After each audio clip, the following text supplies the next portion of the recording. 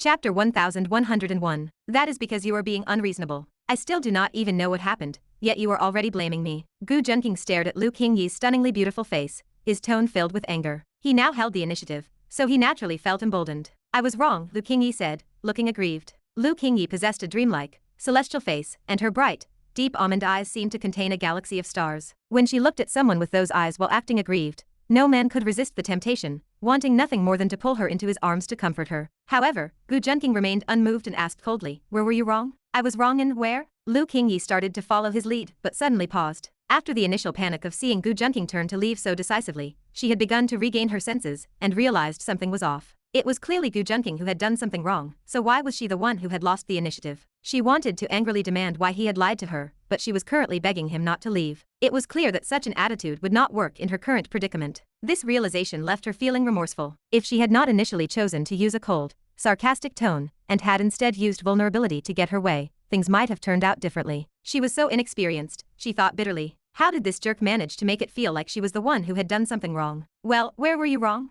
Gu Junking noticed her moment of hesitation, and quickly repeated the question to prevent her from recovering. "It was too late. I was wrong to listen to a scumbag like you for even a second. If you want to leave, then just get lost." Lu Qingyi had figured out the dynamic, but to save face, she snapped at him. Although she was angry at her own weakness, she dared not truly provoke him again, and she was terrified that he might actually leave. Her hand remained gripped tightly onto his, her words and actions completely at odds with one another. She really is as pure as a child. Gu Junking found her behavior amusing. Calling her pure was generous, but in reality, she was just naive. While he had initially been angry at her cold attitude, her current behavior had dissipated that frustration. He was tired of the hypocrisy and deceit of the entertainment industry. In their relationship, Lu Qingyi did not play games, and her every action reflected her true state of mind. He did not even need to guess what she was thinking. This realization wiped away his remaining anger, and even sparked a desire to tease her. "If you want me to leave, then let go of my hand." "I will not." "Let go. I said I will not." Lu Qingyi looked up, exasperated. When she saw that the cold expression on his face had been replaced by a look of mockery, she realized he was laughing at her. "Just get out of here." Her face flushed red as if she were about to burst into flames. Chapter 1102. If you want to get lost, do it now. If you do not leave, I will. Lu Qingyi's face flushed red, as if she were about to burst into flames. She released her grip on his clothing, turning as if she intended to leave the room, before Gu Junking could. Seeing that she was so flustered that she resorted to swearing, Gu Junking decided not to push her further. He certainly had no intention of letting her walk away. He pulled her toward the sofa, intending to have an honest and open conversation. Although she had been overcome by a momentary fit of anger, and had no real desire to leave, she offered only a slight token of resistance, before allowing him to lead her to the sofa. Once they sat down, they simply stared into each other's eyes, neither speaking first. The atmosphere seemed to be growing cold once again. Lu Qingyi felt anxious and desperate to express herself. However, the memory of Gu Junking's mocking expression made her hesitant to be the first to seek reconciliation. In truth, it was not really about saving face. She was simply terrified. She was afraid that if she said the wrong thing, Gu Junking would turn cold and leave once more. Many people use immature tactics when handling conflict during a disagreement. They say things like, "Go ahead, leave, I never want to see you again," or "Let's break up, I cannot stand you like this." In reality, they are thinking, "Look, I am about to leave, why are you not stopping me? If you do not stop me right now, I will be devastated." Despite being a celebrated diva of the music world, Lu Qingyi was precisely this kind of person when it came to her relationship. To put it simply, her words never matched her true feelings. She was dying for Gu Junking to explain himself, but the more anxious she became, the more likely she was to blurt out something impulsive. Now that she had calmed down, she had no idea how to begin. Gu Junking was lost in thought. He had previously viewed Lu Qingyi as a very mature woman. She radiated a sense of noble beauty and a cold, haughty arrogance. Furthermore, she was decisive and bold in her actions. Once she made a decision, she rarely wavered, and she maintained detailed plans for every aspect of her life. This was evident in her willingness to sacrifice her status as a superstar to protect her friends. Today's events, however, had completely altered his perspective. Was she not just a young girl who was new to love? She cared deeply for her partner, but had no idea how to nurture or navigate the relationship. "Qingyi, let us be open and honest. We are already in this relationship, so what is there that we cannot discuss? Why must we rely on cold words to handle our problems?" Gu Junking sighed and spoke with a gentle, comforting tone. Many believe that regardless of who is at fault, the man should always be the one to apologize, because he is supposedly more rational. Some men view this as a compromise, and some even believe that if a woman acts unreasonably, she deserves to be struck into submission. Gu Junking was clearly not that kind of man. After all, the women he encountered were all heroines favored by fate, and possessed of country-toppling beauty. He would be heartbroken to see even a single hair on their heads harmed. Furthermore, they were not truly unreasonable. Take Lu Qingyi as an example. She had the capital to attract countless sycophants to fight her battles, yet even when her relationship with Gu Junking was at its worst, she never exposed his identity. Since a few words were all it would take to resolve the issue, Gu Junking felt he had nothing to lose by being the one to reach out. Chapter 1103. King Yi, let us be open and honest. We are already in this relationship, so there is nothing we cannot talk about. Why must we rely on cold words to handle our problems? Gu Junking's gentle words caused Lu Qingyi's composure to crumble. Her tears, which she had been holding back, instantly filled her eyes and rolled down like strings of crystal beads. It is just like when someone has suffered a grievance and remains strong, feeling that it is no big deal. However, once someone listens and offers comfort, especially someone close, the heart becomes fragile and emotions erupt. The gentler the comfort, the harder the person cries. I understand. Lu Qingyi kept her head lowered, unwilling to let Gu Junking see her vulnerable side, and murmured her response. You see, you still do not trust me. Gu Junking reached out and gently lifted her chin. He looked into her eyes, which were filled with tears and resembled two pure, beautiful gemstones, and even his own heart fluttered slightly. He then placed his large hand on her smooth, delicate cheek and wiped away the teardrops. Lu Qingyi always presented a glamorous and vibrant image to the world, and she had never been this vulnerable before. She did not resist, allowing him to continue his ministrations. Lu Qingyi was unsure of what Gu Junking thought of her, and once she saw he was willing to listen, she wanted to explain everything clearly. Before she could finish her sentence, Gu Junking pressed his lips to hers. Lu Qingyi was startled at first, but she quickly reacted, and began to softly respond to his movements. Their affection seemed to heat up in this very moment. She narrowed her eyes and let out a light nasal sound, her body softening and radiating a sense of lazy charm. The grievances and unhappiness from just moments ago seemed to vanish into thin air. Ding. Host has touched the heart of heroine Lu Qingyi. Reward 2,000 villain points. Ding. Host has touched the heart of heroine Lu Qingyi. Reward 3,000 villain points. Ding. Host has touched the heart of heroine Lu Qingyi. Reward 4,000 villain points. Far away on the other side of the capital, Dao Tianyan had not expected this outcome. He had believed that after he told Lu Qingyi about the sins Gu Junking had committed against her seventh sister, she would inevitably despise him due to her personality, even if they currently had a close relationship. It must be said that the plan was sound. If this had happened before Lu Qingyi and Gu Junking met, she would have certainly pushed him away upon learning that someone had forced himself upon her sister. However, the mistake was that it was told too late. Gu Junking's position in Lu Qingyi's heart was no longer something that could be easily toppled by such events. After a while, their lips parted, and a thin silver thread appeared before quietly vanishing. Lu Qingyi rested on Gu Junking's shoulder, shyly burying her head in his embrace. Although this was not their first kiss, it had the greatest emotional impact on her. She felt as though her heart was beating faster than it did during her very first stage performance. Gu Junking was also surprised. While he knew a kiss during a moment of intense emotional volatility would be effective,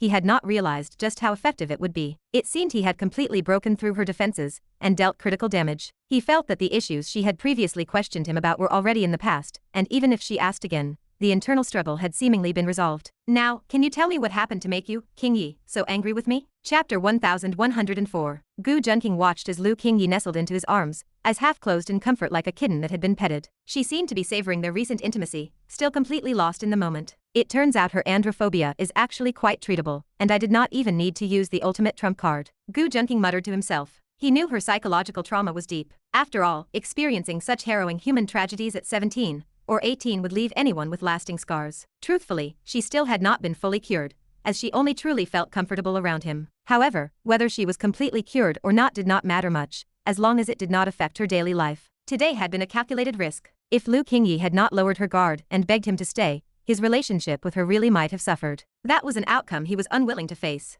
The seven sisters had relied on each other since childhood, acting as one inseparable unit. If he encountered issues while pursuing one of them, the others would inevitably be affected, making his overall task much harder. This was the exact reason he had systematically isolated them from one another. His seventh sister, Shi Yushin, was still at Huaqing University, working overtime to help him finish his studies. Even though he was not there, his daily coursework, academic research, and published papers still required attention, and he had handed all of that to her. The difficulty of the curriculum at Huaqing University was legendary throughout the nation. Completing high-quality projects and publishing prestigious papers were the standard expectations, and graduating was never easy, let alone doing the work for two people. Meanwhile, his sixth sister, Mu Peeling, was at his headquarters managing some of his secret projects. His fifth sister was currently on a business trip in another city, negotiating partnerships with various companies under the Gu Corporation. Gu Junking did this to create an environment where he could interact with each of them individually, avoiding unnecessary complications. By keeping them apart, any resentment from one sister would not easily spread to the others. Now, can you tell me what happened to make you, Qingyi, so angry with me?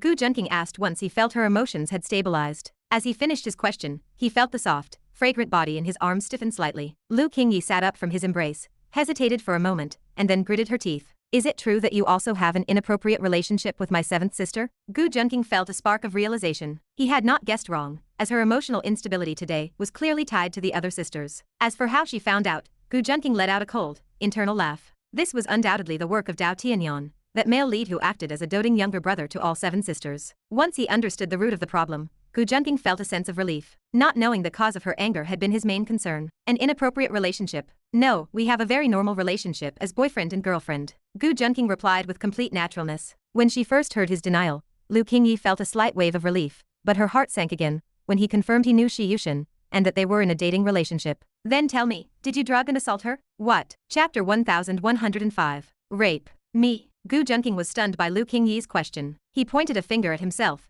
unable to believe his ears, and stared at her in disbelief. Yes, I heard that you and my 7th sister had relations after drinking, and that you intentionally got her drunk to force yourself on her while she was unaware. Lu Qingyi's gaze was dark and heavy. She had spent many years in the entertainment industry, and had seen too much of this. For instance, when she attended dinners, she never touched any food or drink provided, fearing she might consume something that would cause her to lose consciousness. Although she was not afraid of such things, she found the very idea repulsive. When Dao Tianyan first spoke to her, she was angry because she thought Gu Junking and her 7th sister were conspiring to deceive her. However, after careful reflection, she realized a point that made her even more furious. If Dao Tianyan was not lying, then Gu Junking had likely forced himself upon her sister. This was unforgivable in her eyes. It was not just because she had seen such things in the industry, but because when she was 17 or 18, the scum in the Dark Castle had used such illegal methods to commit their atrocities. The mere thought of this possibility made her tremble. She dared not dwell on it, nor did she dare verify it with her sister for fear of touching a raw nerve. Just like her, after witnessing many girls suffer through such events, her mental state had never been quite right. This was doubly true for her sister,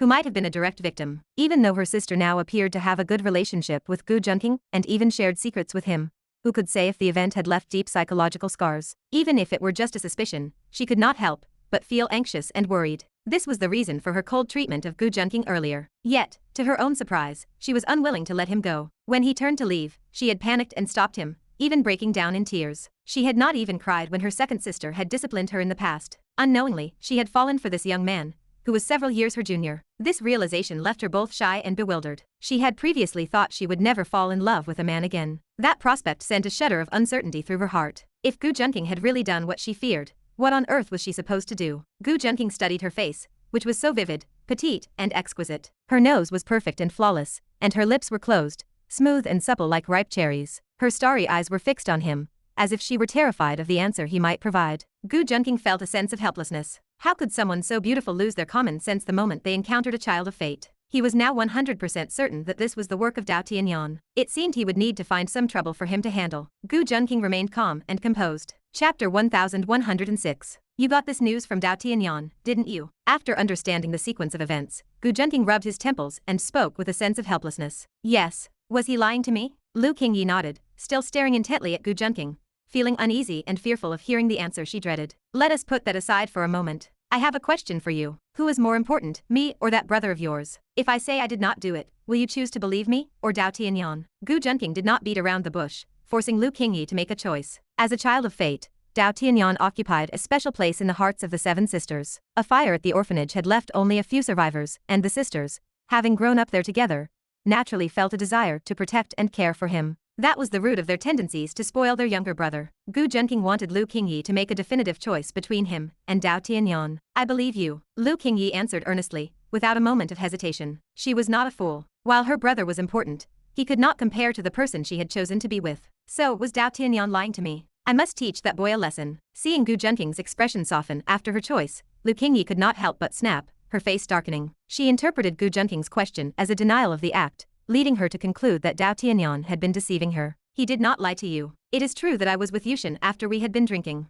Gu Junking recalled the time he and Shi Yushin were intimate. Dao Tianyan, who was drunk at the time, had been listening through the wall in the next room, constantly cheering him on. Dao Tianyan had no idea that the person on the other side of the wall was his own sister. Thinking back, it was a quiet night, and Dao Tianyan had woken up from a drunken stupor feeling thirsty, only to hear ambiguous sounds coming from the next room. Although he could not see what was happening, his deep martial arts training and keen senses made it easy for him to hear the seductive, intimate sounds from the room next door. He had no way of knowing that the woman underneath someone else, emitting sounds that quickened the pulse, was the sister he loved more than life itself. Gu Junking had found the experience quite stimulating at the time. Since even the brother who loved his sisters the most had been cheering him on, he had put in extra effort. He had completely transformed Ji Yushin, making her entirely his own. She had complained to him about it afterward. Gu Junking was lost in his own thoughts, failing to notice that Lu Qingyi's face had turned pale. Is it actually true? How can he speak about this so casually, as if he thinks it is not important at all? Lu Qingyi looked at Gu Junking, feeling a mix of heartache, confusion, and regret. She did not know how to face him anymore. Should she still hold on to him shamelessly as she did before? If she did, where would that leave her seventh sister? You are not letting your imagination run wild again, are you?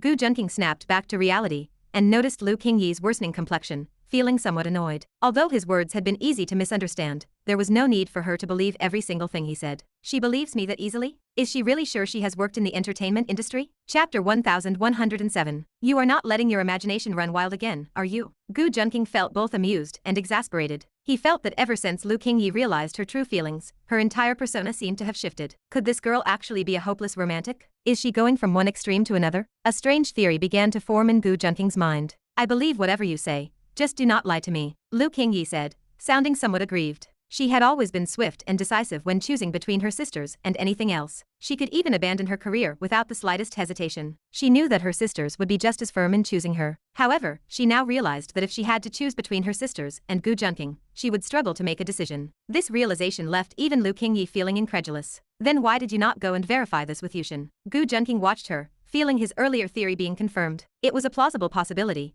as Lu Qingyi was someone who suffered from a profound lack of security. Her self-esteem and sense of self-worth significantly impacted her feelings of safety within a relationship. The dark experiences from her past had greatly influenced her mental state. Yet, because of her sisters, she maintained a passion for life and even possessed the confidence to reach the pinnacle of her industry, making her a study in both insecurity and self-assurance. This resulted in a highly complex personality that the average man could never hope to understand. Even Gu Junking had struggled at first, only managing to capture her attention through his own exceptional qualities and the assistance of her other sisters. The man-hating Lu Qingyi would not normally spare a glance for any other man. Only by breaking through her firm defenses could one ever witness this side of her. She was someone capable of giving her heart entirely. I am afraid that if it is true, it will cause her psychological harm. At the same time, I am afraid that I would choose you over my seventh sister, Lu Qingyi added, a bitter taste lingering in her heart. Driven by these two factors, she had decided to lay her cards on the table with Gu Junking. Gu Junking furrowed his brows. Do you think the second sister would not know about this? If it were true, do you think she would still be with me? He had some grasp of her psychology, but he found some of her logic baffling. How would I know if the second sister knows about this? You never tell me anything. Before yesterday, I did not even know about the relationship between you and the seventh sister. Lu Qingyi gazed at him with deep resentment, her expression mirroring that of a woman deceived by a scoundrel. Then let me ask you one more time. If I truly displeased Yushin, would she not tell the second sister, or the others, given her personality? Lu Qingyi was stunned by his question. Unwilling to admit her own foolishness, she continued to argue. Perhaps Yushin did not want to say anything, or perhaps you threatened her, or maybe. Her voice grew quieter and quieter as her face slowly flushed red. She felt like she was being incredibly stupid. Given that Yushin had been pampered by her sisters since childhood, she would never hide it if she had suffered a serious grievance. Yet, she had never received a single word regarding her being forced by Gu Junking. I was wrong, Lu Qingyi whispered, her voice no louder than a mosquito. Chapter 1108. I was wrong. Lu Qingyi lowered her head, speaking in a voice as soft as a mosquito. She was not incapable of understanding, but she had not trusted Gu Junking's character from the start, as she believed such behavior was something he was truly capable of. When she first heard the news, she subconsciously assumed it was 80% likely to be true. However, under Gu Junking's questioning, she finally came to her senses. With her seventh sister's personality, if she had truly been bullied, it would have been impossible for her not to speak up. Gu Junking sneered upon hearing this. He felt insulted and shuddered with anger, thinking, what a joke. I have always been open and honorable, with a reputation for integrity. Why would I ever do such a despicable thing? I was really wrong. Please do not be angry anymore. Lu Qingyi, seeing his reaction, grew anxious and spoke quickly. Where were you wrong? Gu Junking let out a cold snort and spoke indifferently. I was wrong to doubt you. Lu Qingyi hurried to apologize, glad that he was at least willing to speak to her. She did not know why, but when she first heard the news from Dao Tianyan, she had felt a chill in her hands and feet. She had subconsciously assumed that Gu Junking had bullied her seventh sister. She knew she had been wrong about this, so her attitude toward apologizing was exceptionally sincere. And what else? Gu Junking nodded, cast a sidelong glance at Lu Qingyi, and continued to ask, what else? Lu Qingyi was a bit dazed, frantically trying to recall everything that had just happened. At this point, she no longer cared about anything like dignity. In romantic relationships, dignity is rarely brought to the table for dissection, yet it exists nonetheless. Some couples break up over arguments simply because they are unwilling to let go of such intangible things. Lu Qingyi did not feel that way, believing that communication is the foundation of a healthy relationship, and that sincere exchange is crucial for resolving problems and understanding the other person's feelings. As long as Gu Junking would forgive her now, she was willing to do anything. I was wrong in many ways. I will not dare to do it again next time. Lu Qingyi's voice was both charming and sweet. She combined these two distinct vocal tones into a perfect, harmonious blend that felt incredibly pleasant to hear. Her voice was as clean as the sky, yet it radiated an invisible allure. Had it been anyone else, they likely would have found it impossible to blame her any longer. Gu Junking, however, remained unmoved by her charm and sneered, "If you do not even know what you did wrong, how can you promise there will not be a next time? Then just tell me. If you do not tell me, how can I know what else I did wrong?" Junking. Seeing he still did not react, she grew even more anxious. A sudden idea came to mind, so she crawled onto Gu Junking and whispered into his ear, "Just tell me, husband." Gu Junking remained unmoved until he felt the soft, elastic sensation against his arm, and heard the incredibly seductive tone in his ear. He could not help but feel a slight flutter in his heart, especially at being called husband, which made his heart grow warm. He kept a serious face and said, "Then I will tell you. You were wrong to doubt my ability. Since you suggested that Yushin would be left with psychological trauma after being with me, is that not an insult to me? Every woman who has spent a night with me has always spoken of wonderful, exciting memories. Where would any trauma come from? Then may I ask, husband, exactly how many women have spent such nights with you?" Lu Qingyi's voice slowed down, and her allure did not fade, but rather became even more intoxicating. Chapter 1109. Gu Junking blinked, instantly sensing a dangerous aura. However, he had the upper hand, so he would not let Lu Qingyi climb back on top. "What are your fifth, sixth, and seventh sisters not enough?" Gu Junking felt a spark, deciding to reveal another secret to her. He planned to use this opportunity to be completely honest with Lu Qingyi. She had already reacted strongly to finding out about her seventh sister, Yushin, so hiding the others would only lead to a worse outcome later. Since she would find out sooner or later, he decided to tell her everything. "What, the fifth, sixth, and seventh sisters have all slept with you? That is impossible." Lu Qingyi looked at Gu Junking in complete shock, her expression one of utter disbelief. "How is it impossible?" Gu Junking asked with a grin. After calming down slightly, Lu Qingyi replied, "The seventh sister is one thing, as she is young and naive. At 18, she might be easily fooled by a pretty face, but the fifth and sixth sisters are a different story. She could have understood if it were just Yushin." Gu Junking possessed a face that was stunning and a physique like a jade tree, both of which were perfectly suited to captivate young girls. His deep, cold, and noble temperament exerted a charm that women found nearly impossible to resist. His every word and action influenced the emotions of both young girls and mature women alike. This was the difference between an ordinary handsome man and a god among men. Without this, he would simply be good-looking without a soul. Even after all her years in the entertainment industry, and seeing countless handsome stars pursued by millions, she had never seen one to compare to Gu Junking. She even suspected that her androphobia had failed against him simply because he was too handsome. She jokingly wondered if she did not truly have androphobia, but rather just a dislike for men less attractive than herself. Regardless, it was clear that even she could not help but be influenced by his appearance, so it was perfectly natural for someone as young as Yushin to fall for him quickly. However, her sixth and fifth sisters were entirely different. One was a distinguished pioneer of modern science,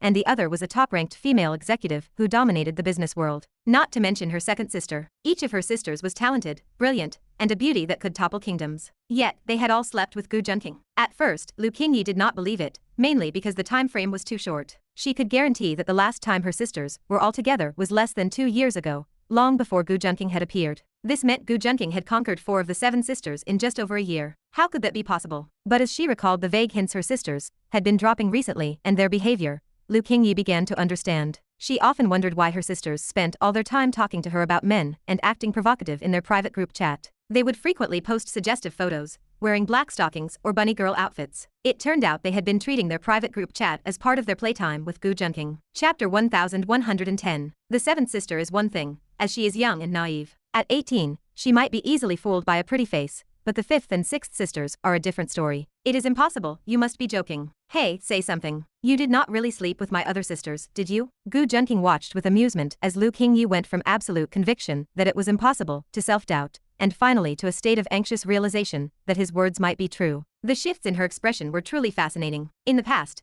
Lu Qingyi had been arrogant, but her pride was not abrasive. It possessed a faint elegance and reserve that made people involuntarily captivated by her. Now, however, that layer of arrogance had gradually faded in his presence. Her daily movements and state of mind showed that she rarely felt the need to hide anything from him anymore. In a loving relationship, being honest and open can make the bond between two people tighter and more stable. When both sides are candid, they avoid secrets and misunderstandings. Such a relationship makes it easier to build trust and allows both people to feel each other's support and understanding. Gu Junking, of course, could not manage that level of honesty himself, but he certainly hoped his women would. Yes. Gu Junking looked at Lu Qingyi with a smile in his eyes and nodded. You really slept with them? Lu Qingyi still refused to give up hope. I really did. Gu Junking found her reaction quite humorous. Lu Qingyi's face was filled with heartache. In her eyes, each of her sisters was exceptional. It was one thing for the seventh sister to be a little cabbage corrupted by a scoundrel like Gu Junking, which she could barely accept. But how had Gu Junking managed to the entire vegetable garden? Yet, remembering how she herself had fallen for him in such a short time, she felt a sense of resignation. So, you believe me now, right? If I had truly used some underhanded method to get Yushin,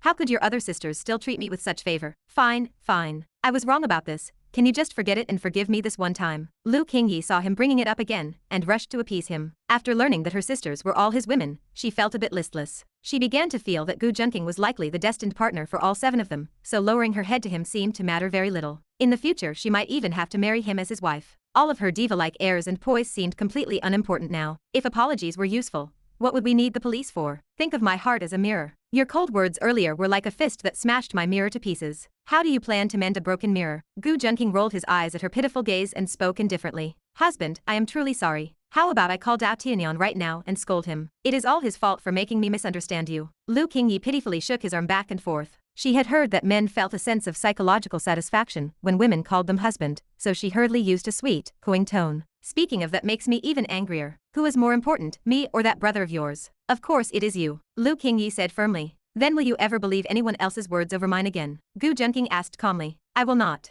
From now on, I will only believe you, my husband. Lu Qingyi nearly raised her hand to swear an oath, her attitude incredibly sincere. Fine. Then I will tell you how to mend a broken mirror. Seeing her sincerity, Gu Junking nodded to indicate he was ready to forgive her. Lu Qingyi looked at him with starry eyes, desperate to know the method. Ahem. When a mirror breaks, it must be glued back together. I happen to have the glue inside me, but you will have to be the one to extract it. Chapter 1111. Gu Junking cleared his throat and said with a straight face, I have to come and get it. Lu Qingyi was stunned for a moment. She suddenly realized his meaning and glared fiercely at Gu Junking, retorting, Gu Junking, are you trying to be suggestive with me? She was not a naive little girl, and having spent time in the entertainment industry, she had seen it all. She naturally understood the subtext behind Gu Junking's words very quickly. Do you not even have this much sincerity in your apology? If that is the case, I might as well leave. Gu Junking shook his head and sighed with disappointment. Go, go, go, just get out of here. Lu Qingyi had been struggling internally with whether to agree to him or not, but hearing this made her so angry that she was seeing red. Her eyes turned crimson as she pointed toward the door, determined to kick him out. Hey, it was my fault. I was just joking. Why are you getting so worked up?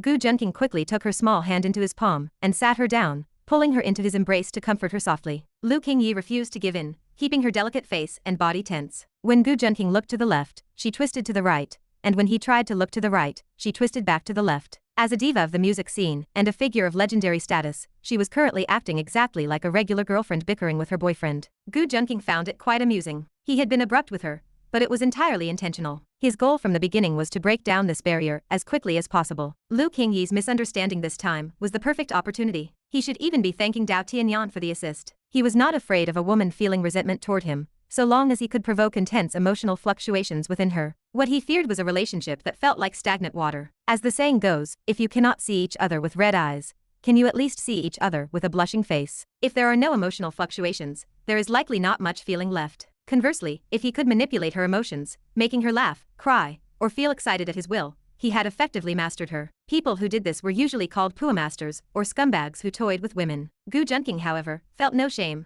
wanting only to give himself a pat on the back. Although even his own tiger knew he was not a serious person, he always considered himself a male bodhisattva saving these girls. He simply wanted to give them a home. Oh my, why is my sweetheart so angry? Let me see who upset you like this. Gu Junking teased, using a tone one might use to soothe a child. Pa, who is your sweetheart? And how many girls have you used that tone with? Lu Qingyi was held firmly in his arms and could not escape, so she could only roll her eyes at him. However, after saying that, she found herself laughing instead. She did not know why, but she always felt something was wrong. Her heart was constantly led by Gu Junking, and she even found her heart pounding because of his mere looks or gestures. She would always subconsciously try to figure out what he wanted to do or what he was thinking. She felt a bit pathetic, calling it a love-struck brain, but even knowing it was wrong, her brain always made that choice before her logic could catch up. Is this guy's romantic experience too rich? I am a woman in her late 20s, much older than him, yet I am still being led around by the nose. Lu Qingyi thought helplessly. Chapter 1112. No matter how Lu Qingyi schemes to counter Gu Junking, she simply cannot control herself. She knows that in this sweet game of love, she has already lost. Love is a psychological battle, and to capture someone's heart, one must understand the value of delayed gratification. Life is a battlefield, and relationships are one of the most intense theaters of war. To win over a lover and secure an advantageous position, one must fully utilize their wit. A relationship is a psychological tug-of-war between a man and a woman. Whoever can maintain rationality, knowing when to be ruthless and when to invest precisely, often captures the other's heart firmly. Clearly, she is no match for Gu Junking in this regard. Gu Junking's approach is defined by his lack of responsibility. She is not foolish enough to believe she is the one to make a womanizer settle down. This bastard has already slept with several of the 7 sisters, and he has not shown any signs of restraint. He only knows how to bully her. Lu Qingyi is furious at her own lack of resolve. She knows perfectly well that he is a scumbag, yet she cannot control herself, and finds herself sinking deeper little by little. Pa, who is your sweetheart, and how many girls have you used that tone with? Even Lu Qingyi cannot believe these words came out of her own mouth. In the past, when she watched TV dramas and saw female leads acting jealous like this, she would either change the channel or criticize them for being love-struck. Otherwise, she would feel physically uncomfortable. Yet, Lu Qingyi never imagined she would naturally spout words that sounded exactly like a jealous shrew. So you are the jealous type? Gu Junking teased with a laugh. Lu Qingyi regretted it the moment she finished speaking. Her face flushed red as she spat. Pretend I never said that, forget it. Just forget it. Who is jealous, you shameless man? Rustle, rustle, rustle. The sound of fabric rubbing together filled the air. Lu Qingyi twisted in Gu Junking's arms, agitated and embarrassed, trying to break free. But soon, she froze, her entire body stiffening. She felt something hard and firm poking against her, moving occasionally, like a restless little snake trying to burrow into a hole. Lu Qingyi was so terrified she dared not move a muscle. I was only joking at first. But now, Sister Lu, you have no choice but to come and get that blue. Gu Junking's hot, ambiguous breaths echoed in her ear. His warm lips gently nibbled on her earlobe as his hands began to wander restlessly over her body. Sister Lu. Oh no. Gu Junking calls her sister when he needs her, third sister when he does not, and uses her full name when he is angry. Lu Qingyi has already gained a basic understanding of this bastard. Hearing that sister now makes her scalp tingle. Lu Qingyi cried out internally,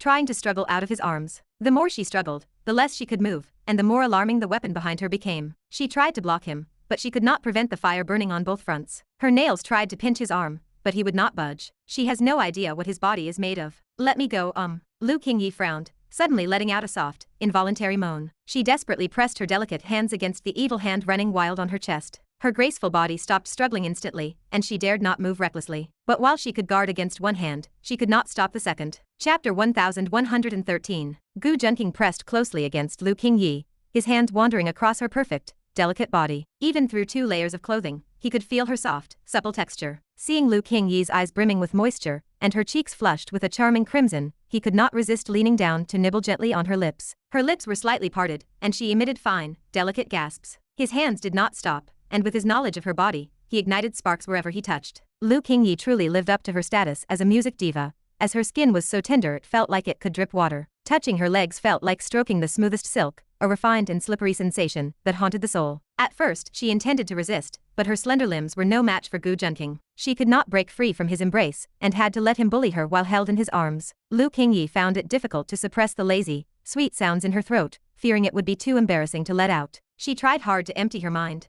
but she could not manage it. Eventually, unable to bear it, she could only let out a whimpering sound. Don't. Stop. I will help you. Just stop. She felt the Gu Junking before her was like a large furnace, burning her to ashes and setting her entire body ablaze. This sensation was both novel and terrifying, making her feel an urge to fuse completely with him. The contact of their bodies, the rhythm of their heartbeats, and the melody of their voices created an indescribable chemical reaction. This feeling made her heart full of happiness and satisfaction, and she even sensed love and attention from him. This impulse was both wonderful and dangerous. Therefore, Lu Qingyi had to force him to stop. She did not want to give herself away so easily. Gu Junking let her go with a hint of regret, knowing the time and place were not ideal, so he did not force it further. After letting go, his fingertips still rubbed together occasionally, as if savoring that delicate, smooth sensation. He would occasionally lift his fingers to smell them, as they were filled with the rich, fragrant scent of her body. That scent was as delicate and soft as silk, truly addictive and impossible to quit. After tidying her clothes, Lu Qingyi noticed this small gesture of his. Her already flushed face turned even redder, and she glared at him fiercely, wishing she could peel his skin off. You cannot go back on what you said,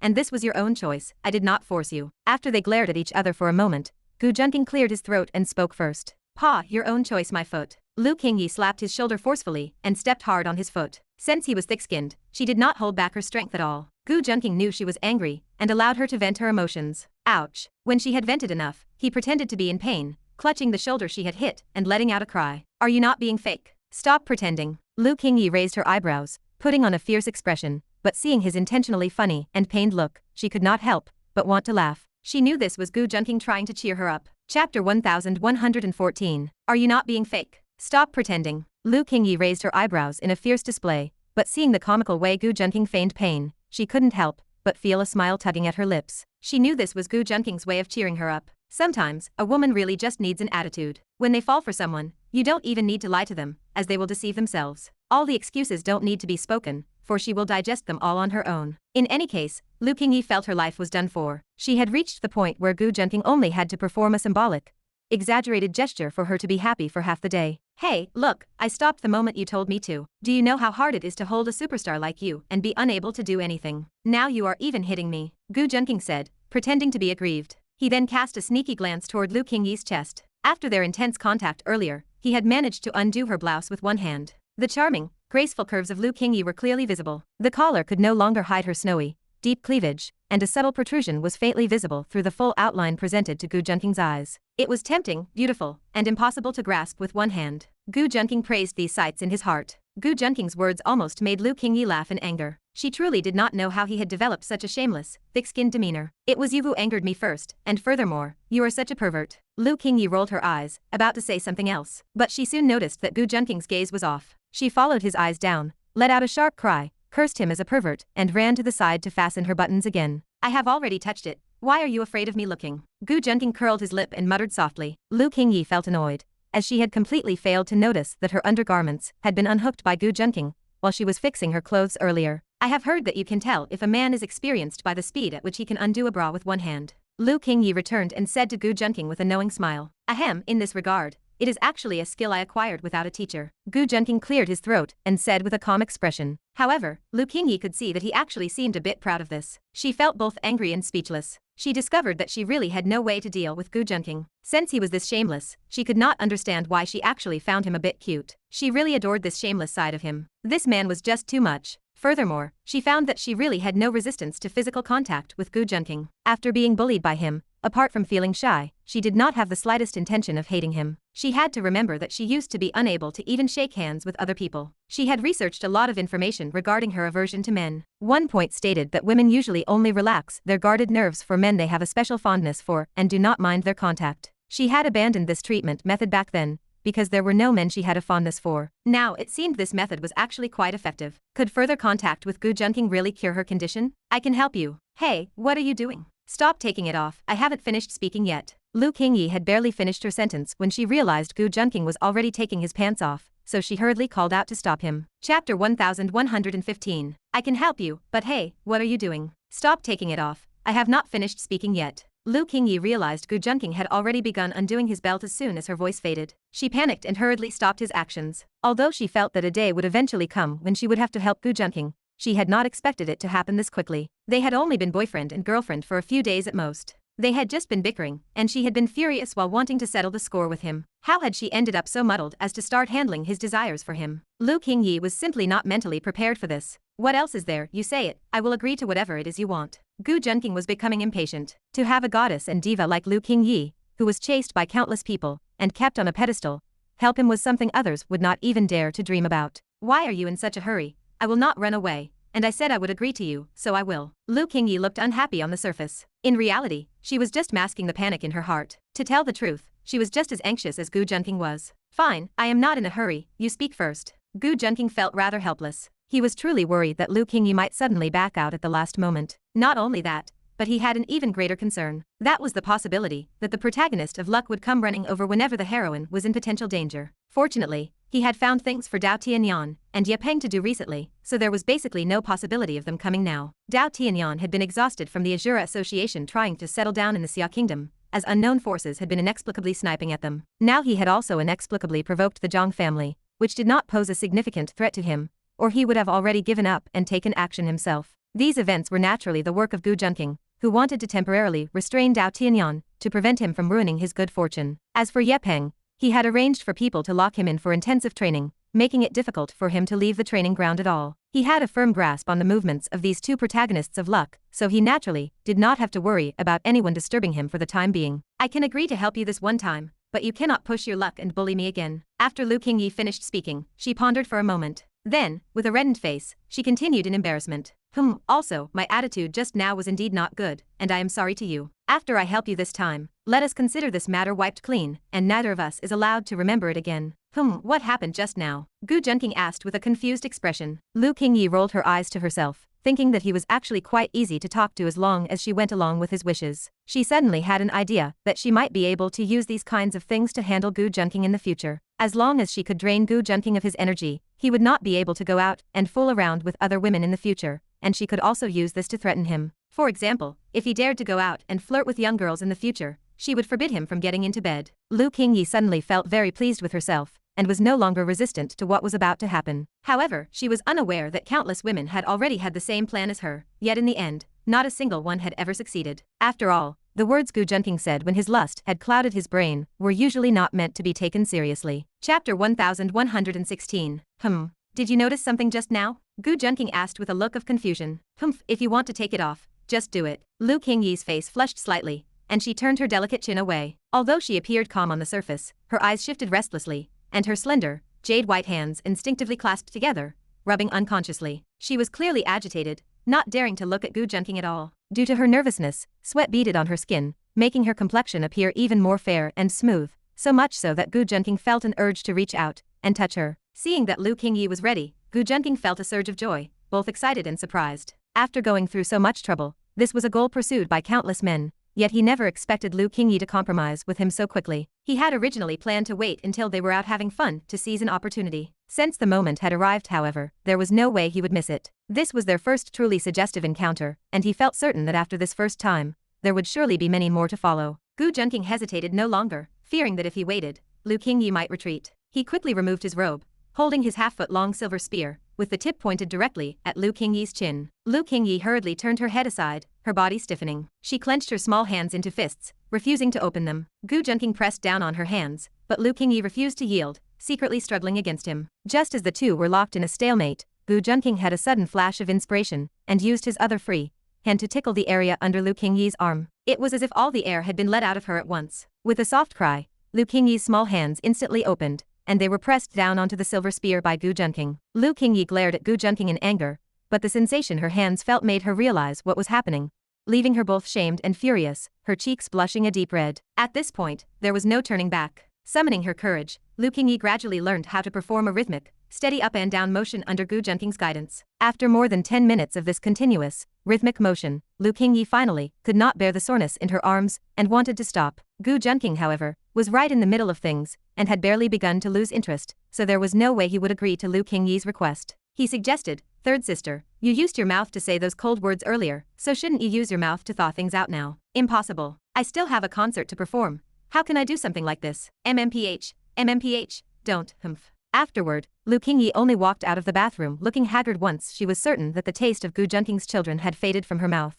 she had nearly scrubbed her mouth raw in the process. Seeing Gu Junqing sitting on the sofa looking like a merciful, saintly figure, a surge of irritation welled up within her. She began to rain down punches on him, biting her cherry lips as if she wanted to bite a hole right through him. "I told you I didn't want to, but you forced me to do it anyway. I gave in to you, but why did you still have to finish in my mouth? You big jerk, you pervert, I'm going to beat you to death." Seeing her furious appearance, Gu Junqing felt a sense of satisfaction. He stretched out his arm to pull Lu Qingyi in, using a bit of force to pull her into his embrace. His hand rested unconsciously on her beautiful legs, stroking them, his fingertips sliding gently to feel the smooth, delicate skin and the soft, plump sensation of her thighs. "It won't happen next time," Gu Junqing promised quickly when he saw that although Lu Qingyi had been startled for a moment, she was still hitting him out of lingering anger. "Next time? You think there will be a next time? Don't even think about it." Lu Qingyi angrily broke free from Gu Junqing's embrace and walked out of the room without looking back. Once there has been a first time, how could there not be a second? Gu Junqing muttered to himself before chasing after her. He knew that although Lu Qingyi was angry, it was still within a controllable range. Chasing after her now would be enough, at the very least,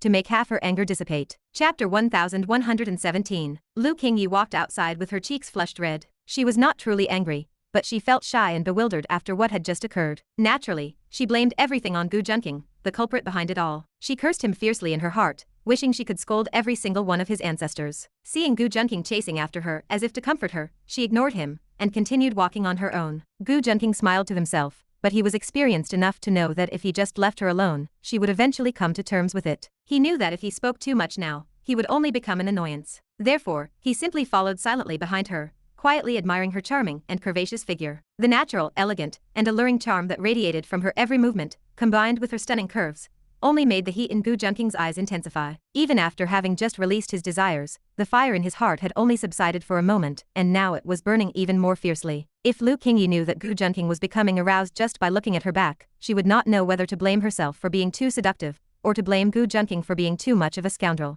The sound of heavy, rhythmic footsteps echoed through the room. The women in the studio, who had been slacking off, quickly straightened their postures. The employees in Lu Qingyi's studio were mostly veterans who had followed her for a long time. They could tell what kind of mood she was in just by the sound of her footsteps. They adjusted their behavior accordingly. Hearing such heavy footsteps now, every employee's heart skipped a beat. Even when Lu Qingyi missed the Golden Melody Award by a single vote and failed to win 4 consecutive times, her footsteps had never sounded this heavy. One by one, they immediately dove into their reports and design work, each looking more diligent than the last. They knew Lu Qingyi must be in a terrible mood, and although they usually treated each other like sisters, none of them wanted to provoke her at this moment. Lu Qingyi looked at the women, who were feigning diligent work while clearly struggling to cover up their earlier slacking, and let out a soft huff. Xiaoxia, how is the design for my concert costumes coming along? Lu Qingyi looked toward Xiaoxia, who was sneaking a glance at her, her voice betraying neither joy nor anger. The designs are mostly finished. For example, this black cloak paired with green flannel gloves looks very fashionable. Then there is this brown tulle dress. If you wear it, Qingyi, it will look ethereal. Xiaoxia, the stylist, was startled after being the first one named. She felt as if she had been called on by a teacher in school, and replied with a stutter. Remember, do not make them too flamboyant. Since this is my farewell concert, it should be more solemn this time. Lu Qingyi listened quietly and nodded before shifting her gaze away. Xiaoxia let out a sigh of relief, as if a heavy burden had been lifted. Normally they could joke around freely, but when it came to work,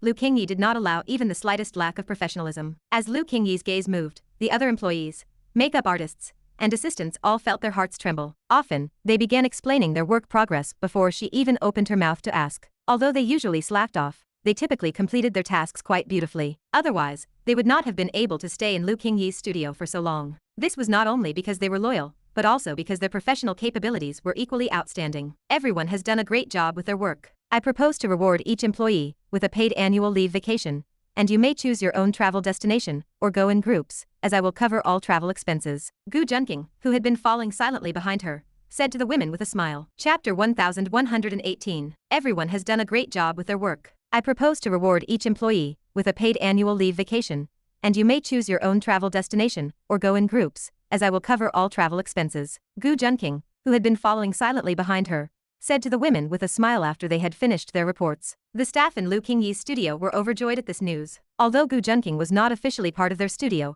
everyone knew exactly what his relationship was with Lu Qingyi. If Lu Qingyi was their boss, then Gu Junking was essentially the boss's spouse. Since the boss's spouse had spoken, it meant the matter was essentially settled. Besides, given Gu Junking's stature, there was no way he would make an empty promise. They frequently discussed Gu Junking's background, and the private speculation among the staff never ceased. Even though they worked for Lu Qingyi and had encountered many celebrities, entrepreneurs, and politicians, they remained unsure of exactly which prominent Gu family he belonged to. However, based on the subtle hints Lu Qingyi had dropped, they knew his status was far superior to anyone else they had ever met. It was a status so elevated that it felt entirely out of reach. If not for his connection to Lu Qingyi, they likely would not even have been qualified to know of his existence. Despite his handsome appearance and approachable demeanor, they remained in awe of him. Naturally, they took every word spoken by such a powerful figure seriously. I want to go to the resort in Bali to see the coral reefs, Xiaoxia said with shining eyes. Forget that, is it not better to travel within the country, as there are many coastal cities where you can see coral reefs? I want to stay home, can I just exchange the vacation for cash? The atmosphere in the studio immediately became lively as everyone began discussing where to go. Lu Qingyi was so angry she almost laughed, as this scoundrel had bypassed her to issue orders to her staff. She wondered who was actually the boss here,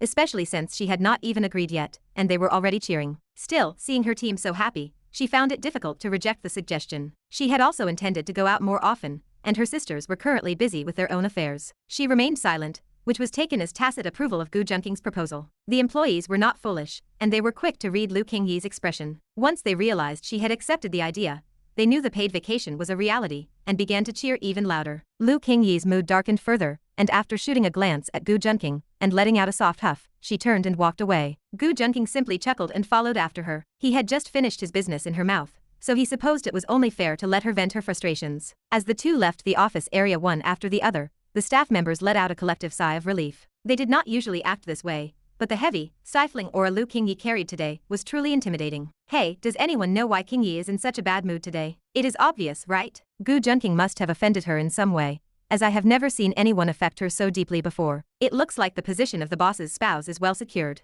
I cannot handle how much I love this pairing, as the way they look at each other is just too sweet. Hey, same here. Lu Qingyi was unaware of how the staff were gossiping about them after they had left. Had she known, she would certainly have made sure to increase their workload. Chapter 1119. Third sister, taking your anger out on others is quite unbecoming of you. Gu Junqing walked side by side with Lu Qingyi, a faint smile playing on his lips. Who is taking their anger out on others? Furthermore, what do you mean by that? And when did I ever approve of a vacation? You have some nerve to bypass me and issue orders to everyone. Lu Qingyi frowned, her eyes cold, perhaps annoyed, because he had struck a nerve. Gu Junqing remained unfazed by her attitude, well aware that he was the one who had provoked her. We were just planning on going out to have fun, so I thought it would be much livelier if everyone joined us. That is something that should have come from me. Lu Qingyi was full of fire, and intent on finding fault with him. He raised an eyebrow and said with a chuckle, have you not heard the rumors in your studio? I am the boss's spouse, so why shouldn't the boss's spouse issue an order on behalf of the boss? Hey, who says you are the boss's spouse? In my eyes, you are more like a kept boy toy. Lu Qingyi spat out a soft retort. That works for me. From now on, I will be the boy toy kept by elder sister Lu. Gu Junqing replied with complete indifference. He might maintain a sense of decorum in front of others, but with just the two of them, their interactions were merely a game of passion. He had engaged in far wilder roleplay with the women in his inner circle before. He had played everything from doctor and patient scenes to master and servant, and some of the more adventurous ones had even wanted him to play the role of a son calling them mother. He was not bothered by her words, and instead patted his chest, saying, I understand the role of a boy toy. Steel will symbolizes forbearance and wealth, so do not worry, Sister Lu. No matter how perverted your games get, I can handle them. You get out of here. Keep talking and I will bite you to death. Lu Qingyi glanced around to ensure they were alone before speaking in a furious tone. She was so incensed she wanted to sink her teeth into him, her cheeks puffing out slightly. If anyone else heard such talk, there was no telling what strange things they would imagine. He might not care about his reputation, but she certainly did. Even in her anger, her voice remained as elegant and pleasant as a golden oriole singing to a phoenix. Gu Junqing found that he enjoyed teasing her more and more. He knew her emotions were currently like a powder keg,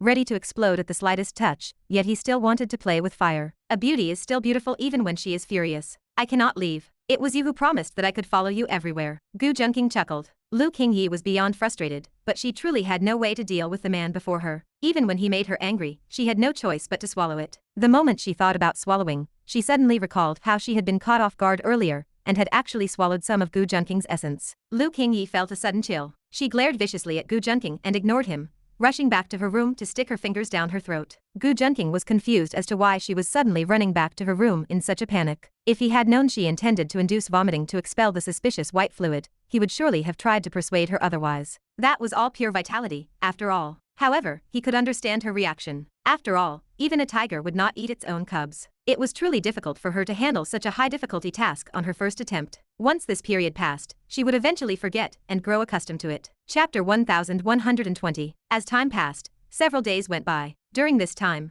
Lu Qingyi acted as if she were giving Gu Junqing the silent treatment. She treated him like air, ignoring him entirely. Whenever they met, she either glared at him coldly or looked right through him as if he were invisible. She possessed quite a temper. Gu Junqing felt rather helpless. He could not coax her because she refused to acknowledge his presence. If he tried to speak, she would either shake her head to indicate she was not listening, or simply turn and walk away. He knew Lu Qingyi was giving him the cold shoulder. Of course, he could force a thaw, but Gu Junqing did not want to waste the effort. The process of taming Lu Qingyi was like fishing. One must alternate between letting the line slack and pulling it taut, then deliver a sudden, forceful tug when the fish has no strength left to struggle, and finally cast the net to capture the prize. This was the best way to secure the catch. If one were to ask why Gu Junqing was so skilled at fishing, the reason was simple. He had plenty of practice. What surprised Gu Junqing, however, was that Dao Tianyan took the time to visit Lu Qingyi during their period of estrangement. Dao Tianyan was clearly worried that his third sister was being bullied by Gu Junqing. At first, Dao Tianyan was highly dissatisfied that Gu Junqing was still following Lu Qingyi around.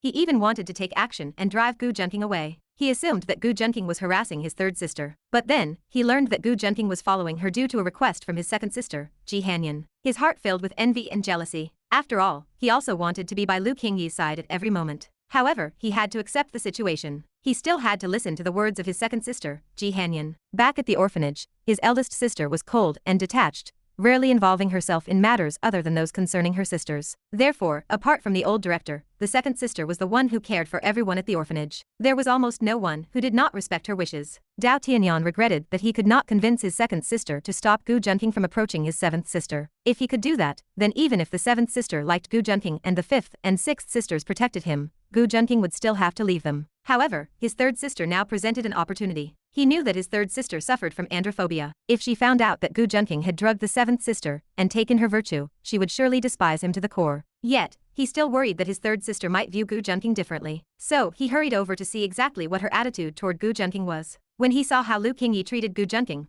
his worries vanished instantly. He even began to gloat. He believed that since the third sister despised Gu Junqing so much, his schemes must be working. The third sister clearly felt dissatisfied with this seventh brother-in-law of hers. He could now enlist the third sister to help him boycott Gu Junqing and prevent him from entering their circle of seven sisters. He wanted to drive him away from the seventh sister, for he did not want a seventh brother-in-law. All seven sisters belonged to him. He had failed with the previous sisters, as he had not only failed to make them hate Gu Junqing, but they had also gone out of their way to protect him. They wanted to help him and Gu Junqing reconcile, but that was impossible. How could he ever let go of a man who coveted his seven sisters? He naturally turned a deaf ear to their suggestions and even deepened his hatred for Gu Junqing. He would not allow any other man to hold a place in his sisters' hearts. With these thoughts in mind, seeing the third sister's attitude toward Gu Junqing made Dao Tianyan feel completely at ease. Even if Gu Junqing were handsome, it would be useless against the third sister. As long as he deepened the third sister's hatred for Gu Junqing, he would surely be able to drive him away from the sisters. Once he no longer had the protection of the sisters,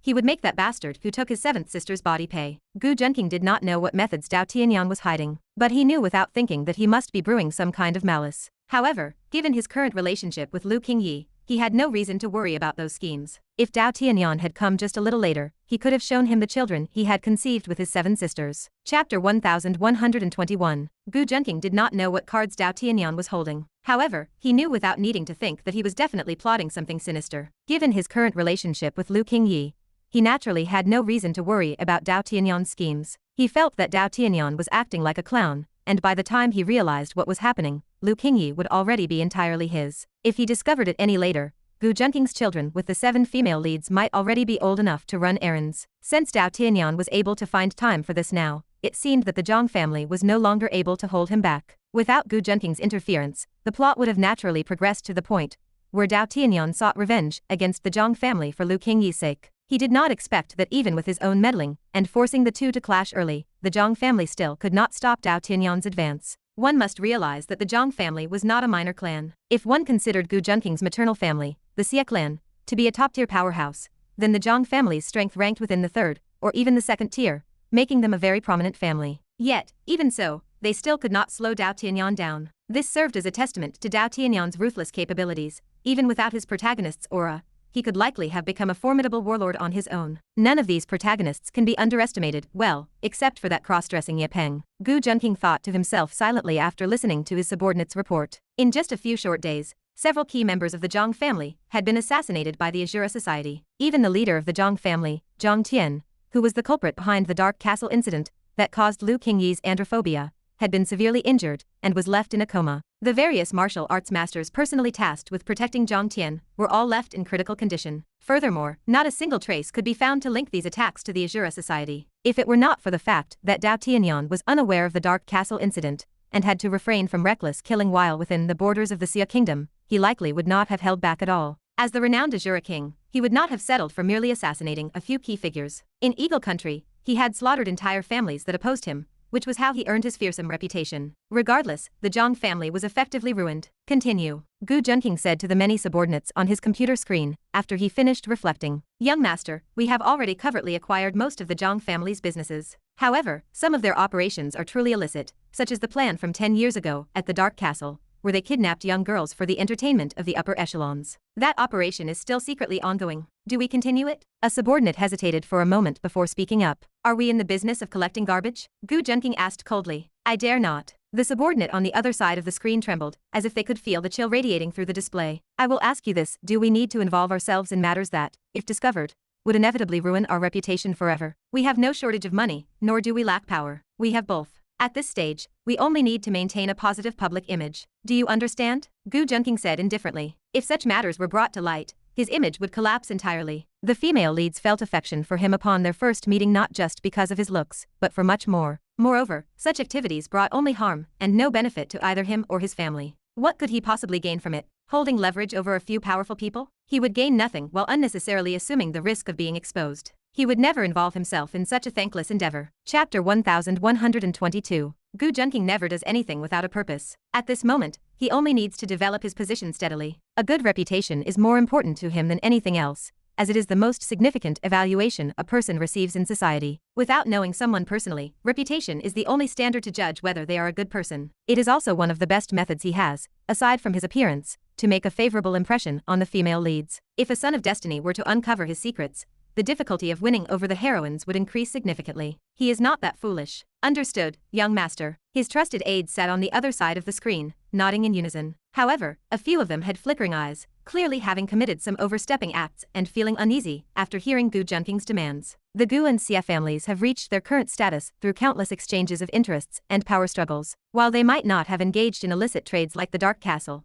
which would cause a massive scandal if discovered, there has certainly been no shortage of other unsavory deeds. Gu Junking could sense their anxiety even through the screen. He could not help but sigh inwardly. This is the consequence of his empire being too large. Even if everyone is absolutely loyal to him, each individual has their own thoughts, and there is simply too much for anyone to consider. Human selfishness and greed are immutable. It is indeed difficult to manage every person according to a single rule. Perhaps he should create a perfect central management system. He knows from his system that some top-tier civilizations in the universe, or even vast powers spanning countless dimensions, have their own methods of governance. For instance, a race known as the gods possesses sacred soul channels. A main controller connects everyone layer by layer on a cognitive level, linking every individual's will, and even allowing them to swear at the deepest level of their souls not to betray. This connection allows for highly efficient work and communication, unaffected by physical distance. It enables not only exchange, but also the reading of others' emotions and feelings. It can even facilitate the sharing of deep-seated thoughts, including emotions and memories. All beings connected to the soul channel have their memories uploaded and stored in the cloud upon their death. Such a form of governance is undoubtedly magnificent. However, it also has its drawbacks. If the main controller dies, the entire race is destined for decline. Other races and civilizations adopt methods based on faith, machinery, or centralized power, but they all have their flaws. Finding a perfect method of governance is almost impossible. A vague vision began to form in Gu Junking's mind. But that is a matter for the future. Time passed quickly, and the date for the annual vacation trip arranged by Lu Qingyi's studio soon arrived. A large cruise ship, resembling a moving castle, floated on the sea off the coast of the capital. On the deck of the cruise ship, a woman wearing sunglasses and a stylish fan-favorite sun hat leaned against the railing, gazing at the distant scenery. It was Lu Qingyi, the third sister among the 7 female leads. Wearing a slim-fit dress that cinched at the waist, her figure was increasingly graceful and moving, like a ripe peach that would burst with juice at the slightest bite. Leaning against the railing, she looked like a meticulously carved goddess statue, seemingly indifferent to joy or sorrow, beyond worldly concerns. She possessed a natural sense of distance, like a divine maiden from the heavens, exquisite and noble, meant only to be admired from afar rather than touched. Her appearance made a certain scoundrel behind her feel an uncontrollable itch in his heart. Chapter 1123. Gu Junking stood not far behind Lu Qingyi, wearing a black silk shirt with the collar slightly open, revealing his sexy collarbones and slender neck. He gazed at her alluring back, feeling a restless urge, but ultimately held back. Since there were many people around, it was not the right time to tease her. He felt a sense of regret as he turned his gaze toward the vast sea. He sighed to himself, truly wishing he did not have to be on the ocean again. The accident he encountered when coming to the capital was still fresh in his memory. A ship even larger than the one they were on had capsized, and he had been forced to drift on a lifeboat for a long time. Had the studio staff not unanimously decided to go to sea, and had Lu Qingyi not readily agreed, he would never have come here again. If things went poorly, this ship could sink too. Fortunately, this was merely a nearly enclosed inland sea on the outskirts of the capital. Although vast, the sea surface was relatively calm. It was impossible for weather as violent as the previous incident to occur. Even if it were to sink for some absurd reason, rescue would arrive extremely quickly. After thinking it over for a while, Gu Junking agreed to their request. His main goal was to take Lu Qingyi out to relax. As for where to go, he had no choice but to pick spots with few people. Given Lu Qingyi's fame, she would be surrounded by crowds wherever she went. Wanting to play without any worries was almost impossible. Fortunately, this cruise ship was divided into zones. Gu Junking chartered the entire ship, so there was no fear of tourists wandering in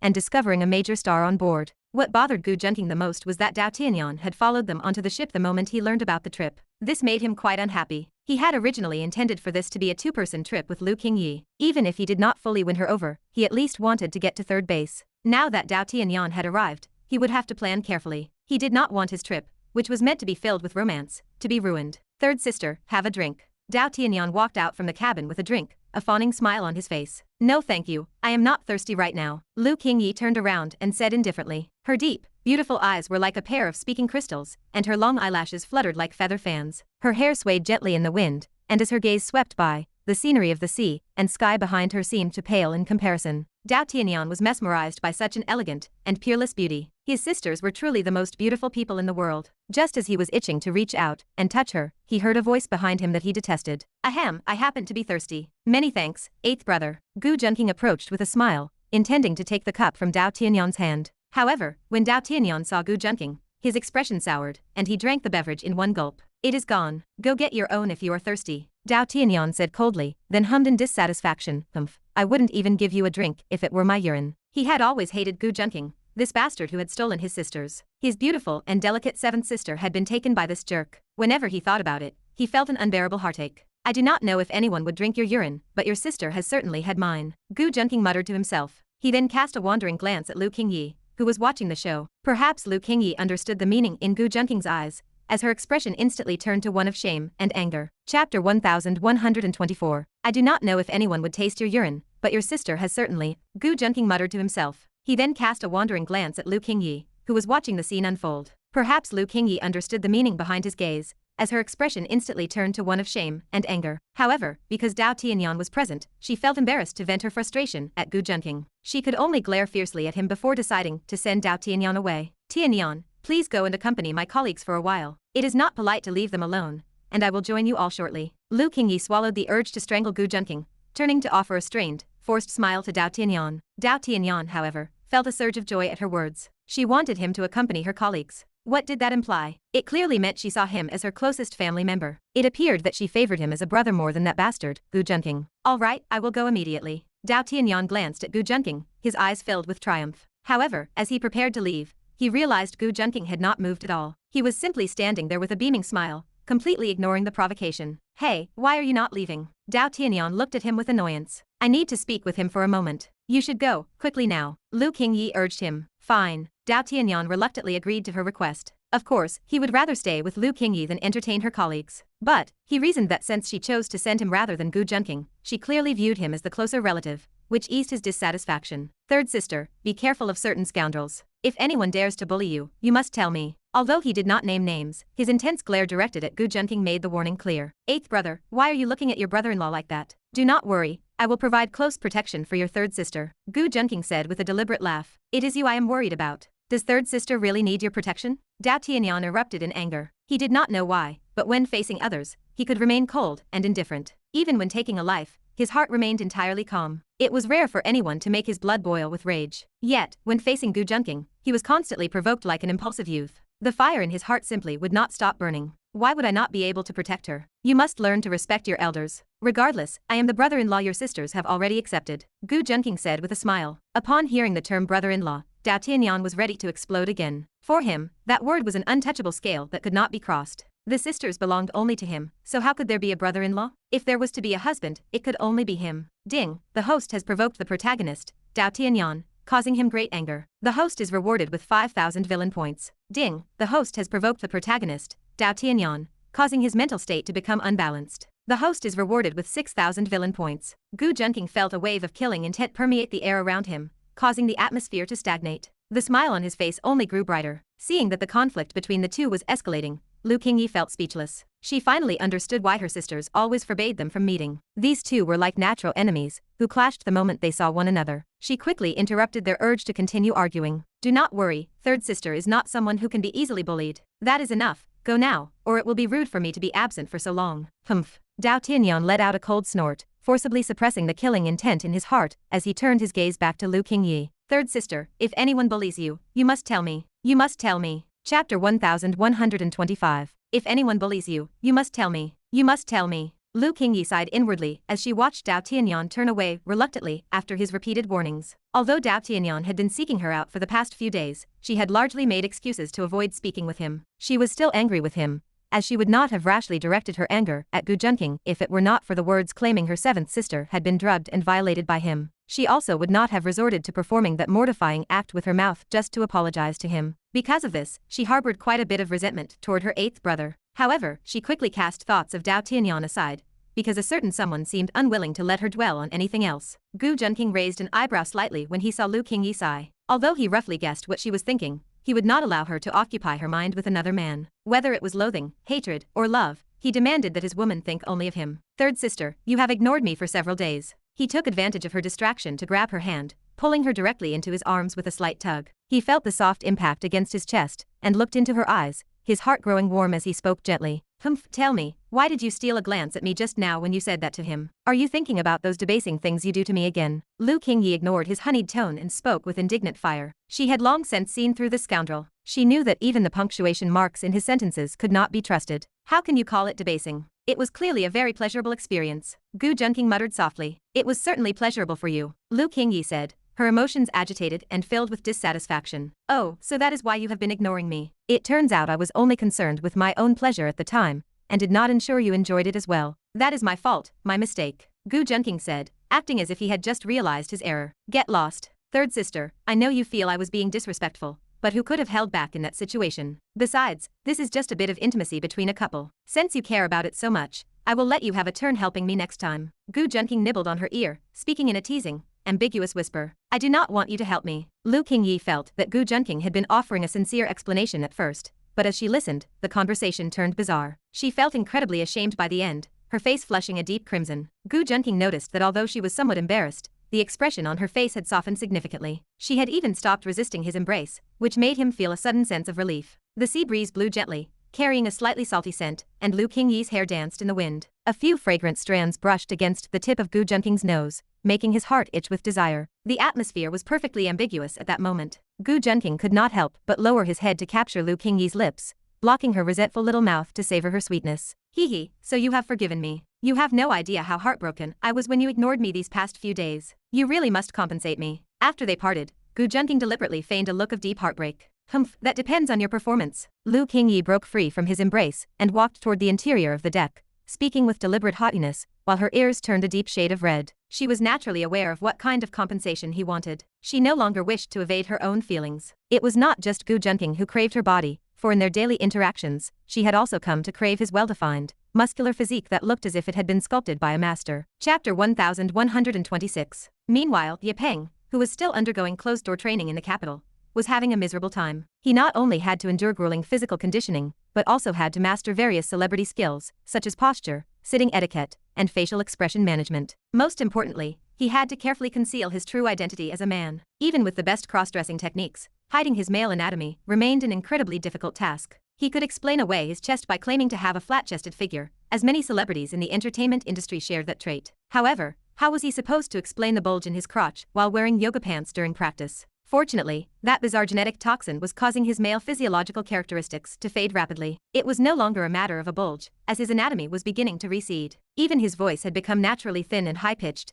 no longer requiring the system's voice-altering function. While this allowed him to pass through the training camp undetected, the sense of urgency in Ye Peng's heart grew heavier by the day. He felt he was losing control over his own feminization, and even his peerless cross-dressing system could not help him. The only solution was to upgrade the system. He needed to gain a massive following that worshipped him in his cross-dressed state, or attract the adoration of individuals with significant status, talent, or ability, such as Gu Junqing or Dao Tianyan, to provide the experience points required for an upgrade. Yet, he had no access to such figures, nor did he even have the time to live stream in this isolated training camp to gather the necessary resources. He was essentially trapped in a vicious cycle. Damn you, Gu Junqing, I'll train you to hell. Ye Peng cursed under his breath, thinking of his current predicament. He did not need to learn how to be a celebrity. As long as he completed the tasks assigned by the cross-dressing system, it would automatically reward him with various skills and items. If he could just gain enough fans, he would have anything he desired. He would never have volunteered for this hellish training camp if not for Gu Junqing's forced demands and Lu Qingyi's consent. However, Ye Peng only dared to curse in the privacy of his room or inside his own mind.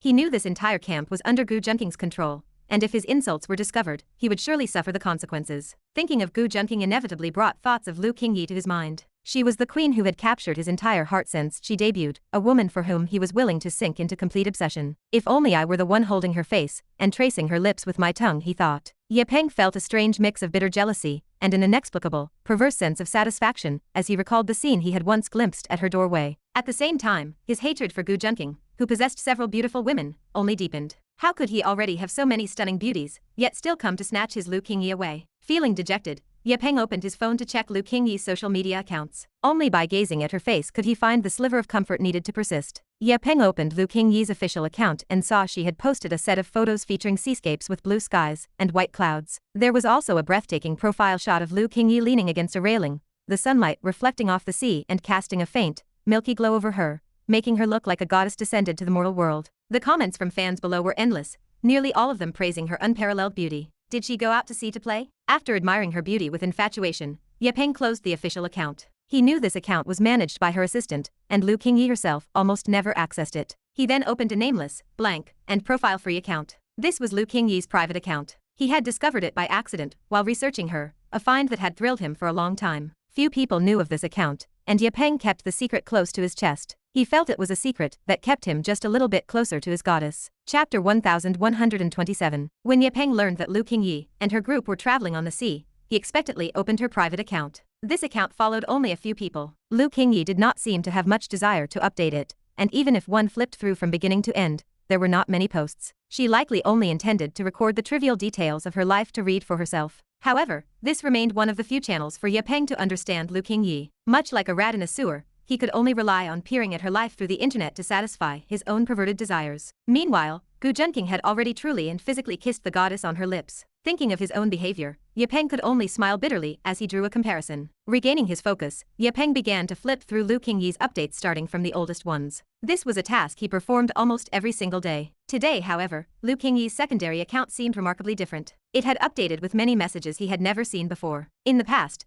Lu Qingyi mostly recorded descriptions of her mood. For instance, she would mention feeling happy after a concert because so many fans showed up. Today's content was structured more like a diary. Ye Peng was somewhat stunned as he looked at the many new updates on Lu Qingyi's account. He took a moment to look them over and realized many of these updates were posted in the past. He guessed that Lu Qingyi had written them privately and kept them hidden, which was why he could not see them before. Now that they were visible, it meant Lu Qingyi had lifted the restrictions. With this assumption, Ye Peng became immediately interested and began to examine her updates carefully. Ching Ching Huayi. It was hard to get a day off to see my sisters, but why does time with them always pass so quickly? Ching Ching Huayi. Sigh, I visited a psychiatrist again recently, but my condition has not improved. I really want to see my second sister, but I am afraid she will feel guilty. Ching Ching Huayi. Why do I feel like several of my younger sisters have been acting strangely lately? They all seem so flirtatious when they talk. Could it be that they are in love? Ching Ching Huayi. No, I should just retire and go back to watch over them properly. They seem more and more suspicious, and even my second sister is acting odd. I have probed a few times, perhaps she really did find a man. A brother-in-law.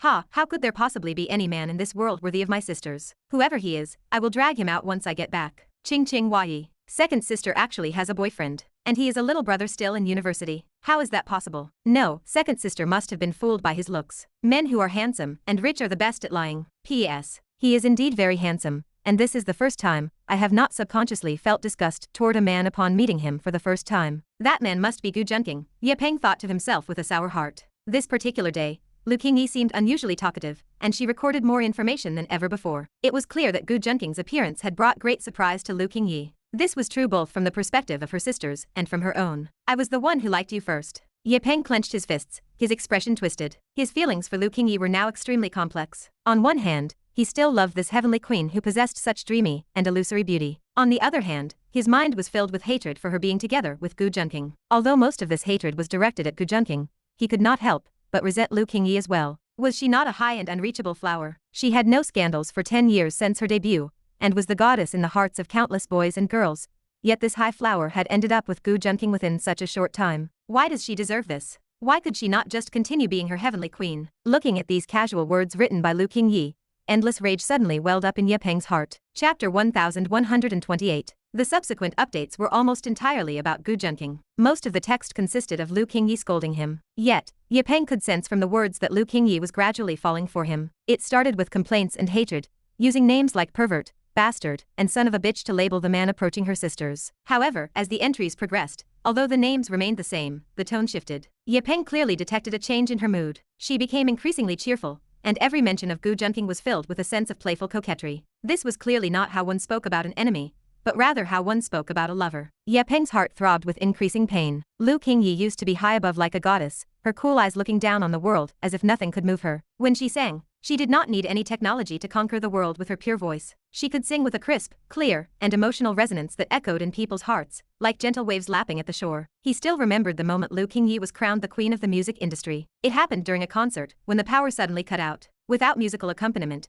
Lu Qingyi sang a cappella. Her voice cut through the night sky like a shooting star, bringing an indescribable shock to the tens of thousands of fans present. The entire venue was immersed in the moment. Countless fans listened to that ethereal voice, and could not help but shed tears of excitement, creating a cherished memory for them. From that day on, those fans became her most loyal followers. Ye Peng was among them. Watching Lu Qingyi stand on stage, eyes closed, singing quietly, he was completely unable to extricate himself. She seemed to possess a magic that pulled people into her world of music, making them deeply lost in the world of sound she created. Therefore, seeing Lu Qingyi display such a womanly side in front of another man caused Ye Peng only anger and disappointment. A sense of despair gradually shrouded his heart. Did he really have the ability to snatch Lu Qingyi back from Gu Junking's hands? Ding. The host has caused the protagonist Ye Peng's mindset to suffer, rewarding the host with 3,000 villain points. Ding. The host has caused the protagonist Ye Peng's mindset to become unbalanced, rewarding the host with 5,000 villain points. Ding. The host has caused the protagonist Ye Peng's mindset to collapse, rewarding the host with 7,000 villain points. Ding. The host has plundered 600 points of the protagonist Ye Peng's luck. Ye Peng's luck has fallen below the threshold,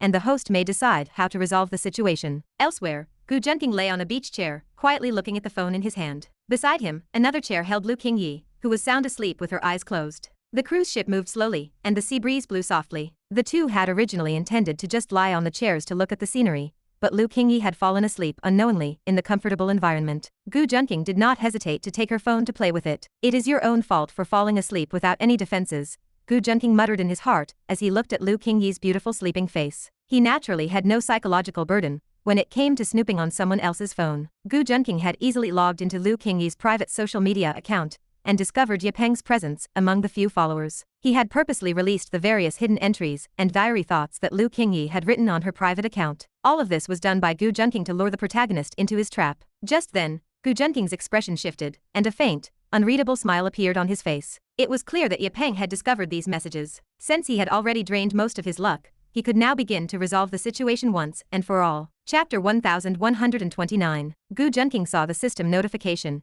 and knew that Ye Peng was peeking at the updates on Lu Qingyi's social media platform. Acting on a whim, he stood up from his chair and approached Lu Qingyi. Lu Qingyi remained fast asleep in her dreams, her breathing soft and even. Her long black hair spread out across the beach chair like a piece of black silk, smooth and glossy. Even in an unguarded sleeping posture, she remained elegant and natural, like a graceful swan floating on a lake, beautiful and composed. Watching her defenseless face, Gu Junking gently hooked her white, smooth chin and kissed her lightly. While still groggy, Lu Qingyi felt a familiar scent envelop her, and her lips were being gently teased. She knew without opening her eyes that Gu Junking was surely feeling amorous again. "Bad man," Lu Qingyi murmured, and perhaps because her resistance was particularly weak upon waking, she actively wrapped her arms around Gu Junking's neck to offer a hot kiss, entwining herself with him. Lu Qingyi's kissing skills were still very inexperienced, but she was open and passionate enough. She only needed a good teacher to guide her, and Gu Junking, who was fond of teaching, naturally took on this responsibility without hesitation. The two only separated when the beauty was panting and filled with affection. Click.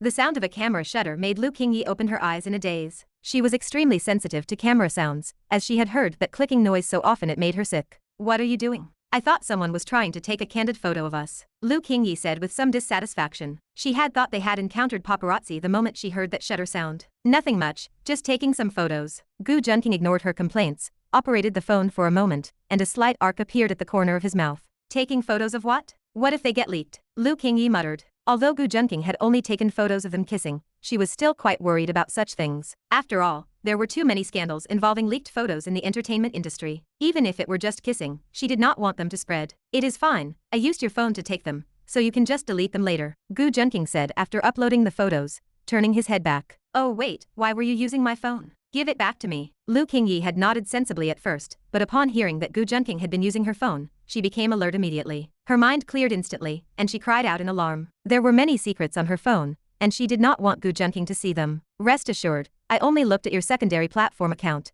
I did not look at your search history." Gu Junking raised his eyebrows, a faint smile playing at the corners of his mouth. He had finally taken the chance to snoop through Lu Qingyi's phone while she was asleep, so how could he possibly have only checked her social media platform? "Gu Junking, I will fight you. Once she heard that, Lu Qingyi understood everything. This bastard must have rummaged through her entire phone. She immediately lunged at Gu Junqing, pinning him to the beach chair, and raining down a flurry of soft punches. After a long while, Lu Qingyi could not hit him anymore. The key was that when she struck Gu Junqing, he felt no pain, and his expression of satisfaction made it seem like she was giving him a massage. Lu Qingyi stopped, discouraged, and sat astride Gu Junqing, grabbing his neck with both hands to question him. How did you know my phone password? You sisters all set the same password. I just tried it, and I did not expect that I would actually get in. Gu Junqing shrugged his shoulders. Chapter 1130. How did you know my phone password? Were you snooping? Regarding Lu Qingyi's interrogation, Gu Junqing simply shrugged and said playfully, you sisters all set the same password, so I just tried it, and did not expect that I would actually get in. Gu Junqing was not lying, as Lu Qingyi's phone password was exactly the same as the one set by her younger sisters. It was said to be the date when the 7 of them took their oath of sisterhood. Even Shi Yushin, who was just a baby at the time,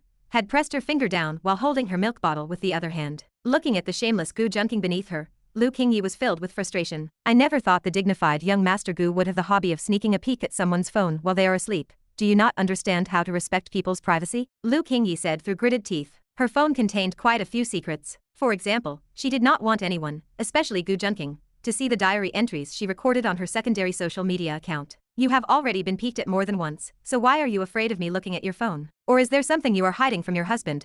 Gu Junqing took the initiative and shamelessly twisted the narrative. Lu Qingyi was momentarily stunned by the question, but once she realized what he was doing, she was ready to laugh with anger, and leaned down to bite into Gu Junqing's neck. Ugh, humph. Gu Junqing let out a moan that was quite ecstatic. It was not out of pain, but rather because it felt a little itchy. His skin looked white and tender, as delicate as a freshly peeled egg, but its toughness was enough to withstand a bullet. How could Lu Qingyi possibly make a mark on him? Such an action felt more like they were cuddling and being affectionate. Lu Qingyi could clearly feel the rapid flow of blood beneath her lips, and this scorching aura made her intoxicated. She had previously thought she would hate this masculine scent, but she found that she unexpectedly liked the way Gu Junqing smelled. This made Lu Qingyi think of information she had once researched, which suggested that when a woman truly falls in love with a man, all his scents will make her intoxicated, even including the scent of his private areas. There was a psychological method to treat androphobia involving the smelling of scents. Perhaps once a person smells a scent they like, that feeling of resistance naturally disappears. Lu Qingyi had never done this because she did not believe in the process from the bottom of her heart. How could someone fall in love with another person just because of a scent? Yet, Lu Qingyi now felt that this treatment method might actually be useful. At the very least, the scorching heat radiating from Gu Junqing's body made her feel somewhat intoxicated. Her actions unconsciously shifted from biting to licking and sucking, as her small tongue lightly grazed Gu Junqing's neck, moving from top to bottom until it lingered on his collarbone. Deeply infatuated with her lover, Gu Junqing's initially comfortable expression turned slightly pained. This experience was truly too torturous. Who could have known that this enchantress would instinctively understand how to please him? He truly wanted to handle Lu Qingyi right there in the open. However, since people could arrive at any moment, he could not afford to be too reckless. All right, I admit I was wrong. Gu Junqing held Lu Qingyi's small head and said with a bitter smile. It is good that you know you were wrong. Lu Qingyi raised her head with a hint of pride, giving Gu Junqing a look that suggested he knew what was good for him. However, her heart felt a little regretful. The scent on Gu Junqing's body was truly pleasant, and he did not taste salty or bitter when she licked him, but rather a little sweet. Moreover, his skin was so delicate and smooth that it made her a little jealous. She also knew that she could not continue like this. At first, she had been truly angry, and wanted to give Gu Junqing a bite, but she did not know how it had turned into licking and kissing. Chapter 1131. At first, she was genuinely angry enough to want to bite Gu Junqing, but she did not know how it turned into licking and kissing. The man smelled too good, and he was such a scoundrel. She muttered to herself that he would surely attract attention wherever he went. Thinking of this, Lu Qingyi felt a bit distressed. Some men are naturally destined to draw the eyes of others. Her studio staff had talked about him endlessly ever since they first saw him. Since they worked in the entertainment industry, they were naturally curious about gossip. For a man like Gu Junqing, who had no weaknesses in status, appearance, or wealth, it was only because of their perceived intimacy that those girls had not yet made a move. Third sister, what are you thinking about? I am a decent man, and after you just did such lewd things to me, how can I ever marry anyone else in the future? Could it be that third sister does not want to take responsibility for me? Gu Junqing clutched his collar, touching the lipstick stain and the hickey, looking as aggrieved as a young girl who had been compromised. He had not expected that Lu Qingyi, who never allowed men within 10 feet of her, would act so brazenly. It seems my charm is just too great. Does this not tempt me to commit a crime? Gu Junqing felt a mixture of distress and secret joy at the thought. Get lost. If you are considered a decent man, then there are no scoundrels left in this world. Lu Qingyi shot him a glance and let out a soft snort. However, she was still sitting on his lap, and the restless thing beneath her gave a deliberate nudge. You lewd scoundrel, Give me back my phone. Suppressing her embarrassment, Lu Qingyi snatched the phone from his hand, scrambled off his lap, and returned to her own chair. She ignored his attempts to joke around and focused on checking her phone. Upon checking her account settings, she realized that Gu Junqing had changed her private social media posts from hidden to public. She immediately knew he must have read everything she had written. Those posts contained many lines filled with her secret feelings and playful, feigned anger directed at him. Fortunately, it was a secondary account with few followers. If these had been published on her main account, she would rather be dead. Ahem. The sky I see when I lift my head is unexpectedly melancholic. They say time is the best remedy, but it only heals superficial wounds. I offer my life and glory to the night's watch. Tonight and every night thereafter. It is quite literary, is it not, third sister? Just as Lu Qingyi was wallowing in self-pity, Gu Junqing began to recite the lines with mock sorrow, asking her while barely holding back his laughter. Gu Junqing, are you sick in the head? Lu Qingyi's face turned bright red as she turned to shout at him. These sentences were all things she had written on her social media account. Like many people during their rebellious teenage years, she had done some embarrassing things while caught up in her own self-importance. She had achieved fame at a young age, so it was only natural she would indulge in such fantasies. Now, whenever she recalled the lines she had written back then, she felt like slamming her head against a wall. Chapter 1132. Gu Junqing, are you sick in the head? Lu Qingyi felt the same level of embarrassment as a teenage boy whose privacy had been invaded while masturbating. She felt a mix of rage and shame so intense that she wanted to crawl into a hole in the ground. Writing those things for fun had not felt awkward, but for some reason, they took on a completely different meaning the moment they were read aloud by Gu Junqing. Enraged, Lu Qingyi stood up and stormed into the interior of the yacht, leaving nothing but a fuming back for Gu Junqing to look at. Gu Junqing watched her departure and couldn't help but chuckle. At the same time, he felt a sense of admiration that Lu Qingyi had not allowed the trauma of the Dark Castle to darken her soul. He believed her resilience was not just internal, but deeply bolstered by the comfort of her sisters. Later, he had even used the Xie family's channels to launch a comprehensive investigation into the original Dark Castle incident. He uncovered many things that had remained hidden until then. It went far beyond the mere abuse of women, involving human trafficking, child abuse, rape, the administration of nerve-altering drugs, and illicit medical trials. They had even harvested stem cells from the embryos of the pregnant girls to transplant into themselves. These embryonic stem cells became a miraculous resource, providing the wealthy with a strange method to delay aging through infusions. They were willing to exploit the basest,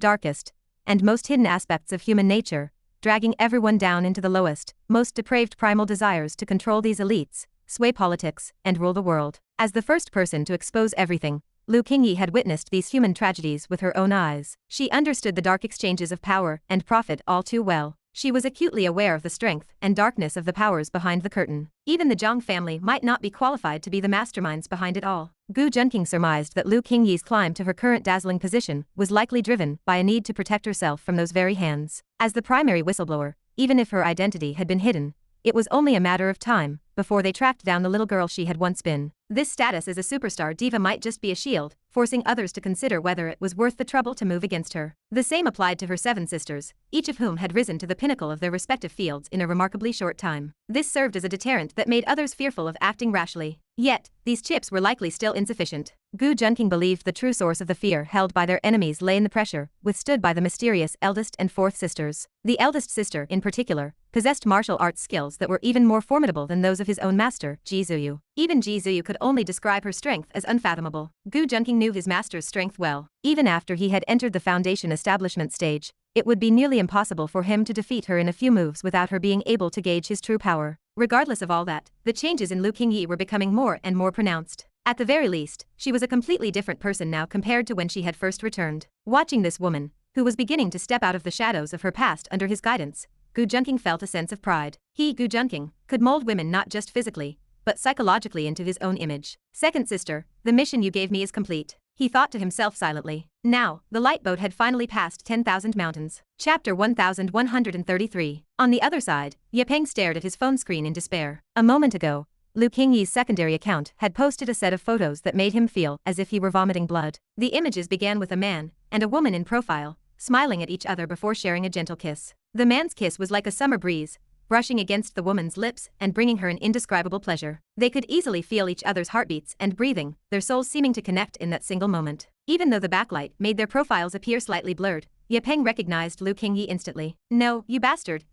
ah. Ye Peng felt his heart tighten with pain as his eyes turned bloodshot. A sense of suffocating helplessness and agony filled Ye Peng's mind. He had initially assumed she was merely with her team, but he never expected her to be traveling with Gu Junking. They were kissing and caressing in such a romantic setting. They were exploring each other's bodies with intimacy. Everything appeared so natural. It seemed far more intimate than what he had witnessed through the crack of a door last time. What would happen at night? And what kind of intimate acts would they perform? What would unfold between them throughout this trip? Perhaps Gu Junking had already engaged in the most intimate of acts with Lu Qingyi. The thought of his beloved Lu Qingyi, her perfect body pressed beneath Gu Junking, and being ravished, filled him with torment. He imagined the delicate moans she might utter under Gu Junking, and another wave of suffocation washed over him. It was the agony of seeing his most cherished treasure taken by someone else. Little Ya, what are you doing? Playing on your phone again? Is it time to continue your training today? Just then, Yan Lun, the posture instructor Gu Junking had found for Ye Peng, walked into the room with a beaming smile. Why are you here? Ye Peng looked at Yan Lun with intense disgust. You ask why I am here, of course. It is to check on your training progress. Yan Lun's gaze roamed over Ye Peng's body, filled with a hidden,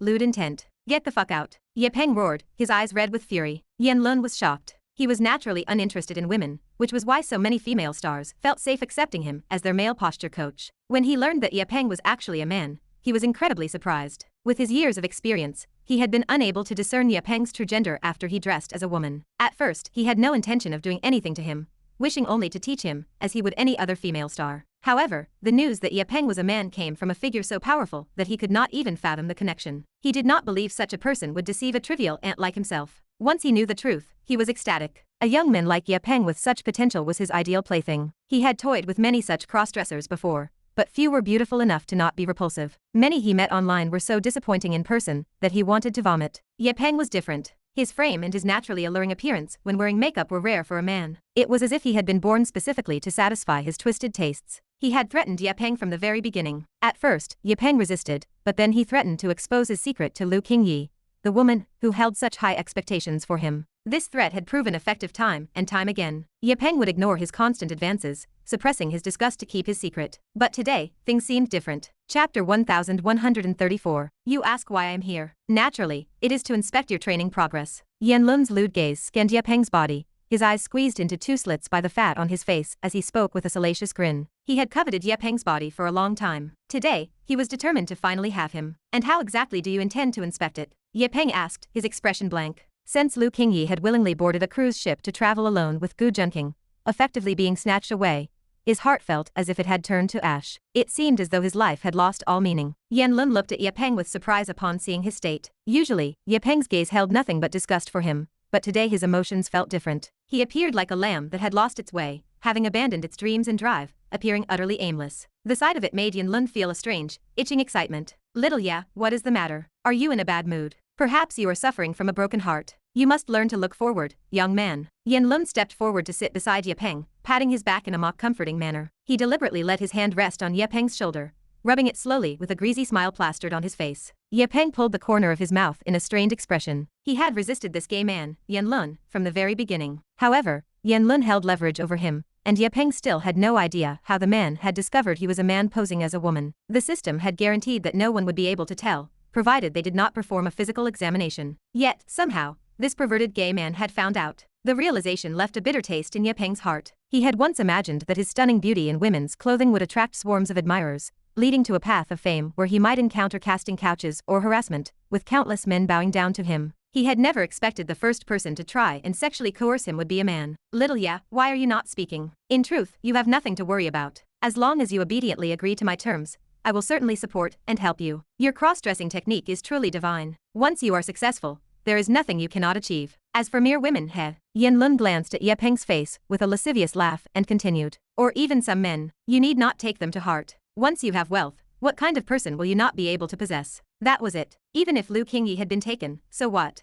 Gu Junking did not seem like the type to remain devoted to one person for long. He only needed to wait and eventually snatch Lu Qingyi back. Even if Lu Qingyi required him to be a second choice, he would be willing. But if he had nothing, she would likely not even consider him. Besides, he possessed a system, so what was there to fear? With the help of his peerless cross-dressing system, he refused to believe his future development would be inferior to anyone. Gu Junking, just you wait. I will surely take Lu Qingyi back. Ye Peng's eyes burned with renewed fighting spirit. Even if she had been slept with by Gu Junking, and even if she was no longer a virgin, he would not mind. As long as he made her feel his devotion, Lu Qingyi would certainly return to his side. Yan Lun had spent decades in the industry, and had mastered the art of reading people. He easily detected the shift in Ye Peng's expression. He chuckled inwardly, a surge of heat rising in his heart. This was his favorite dynamic. There had been many male stars who initially refused him, only to eventually come begging for his favor. As long as Ye Peng still desired something, he had a way to make him obedient. Have you finally seen reason? Chapter 1135. He loved this dynamic, as many male stars who initially resisted him eventually came begging for his favor. As long as Ye Peng had desires, he could ensure the young man remained obedient. Have you finally seen reason? Yin Lun chuckled inwardly and spoke in a leisurely tone. His hands moved more freely over Ye Peng,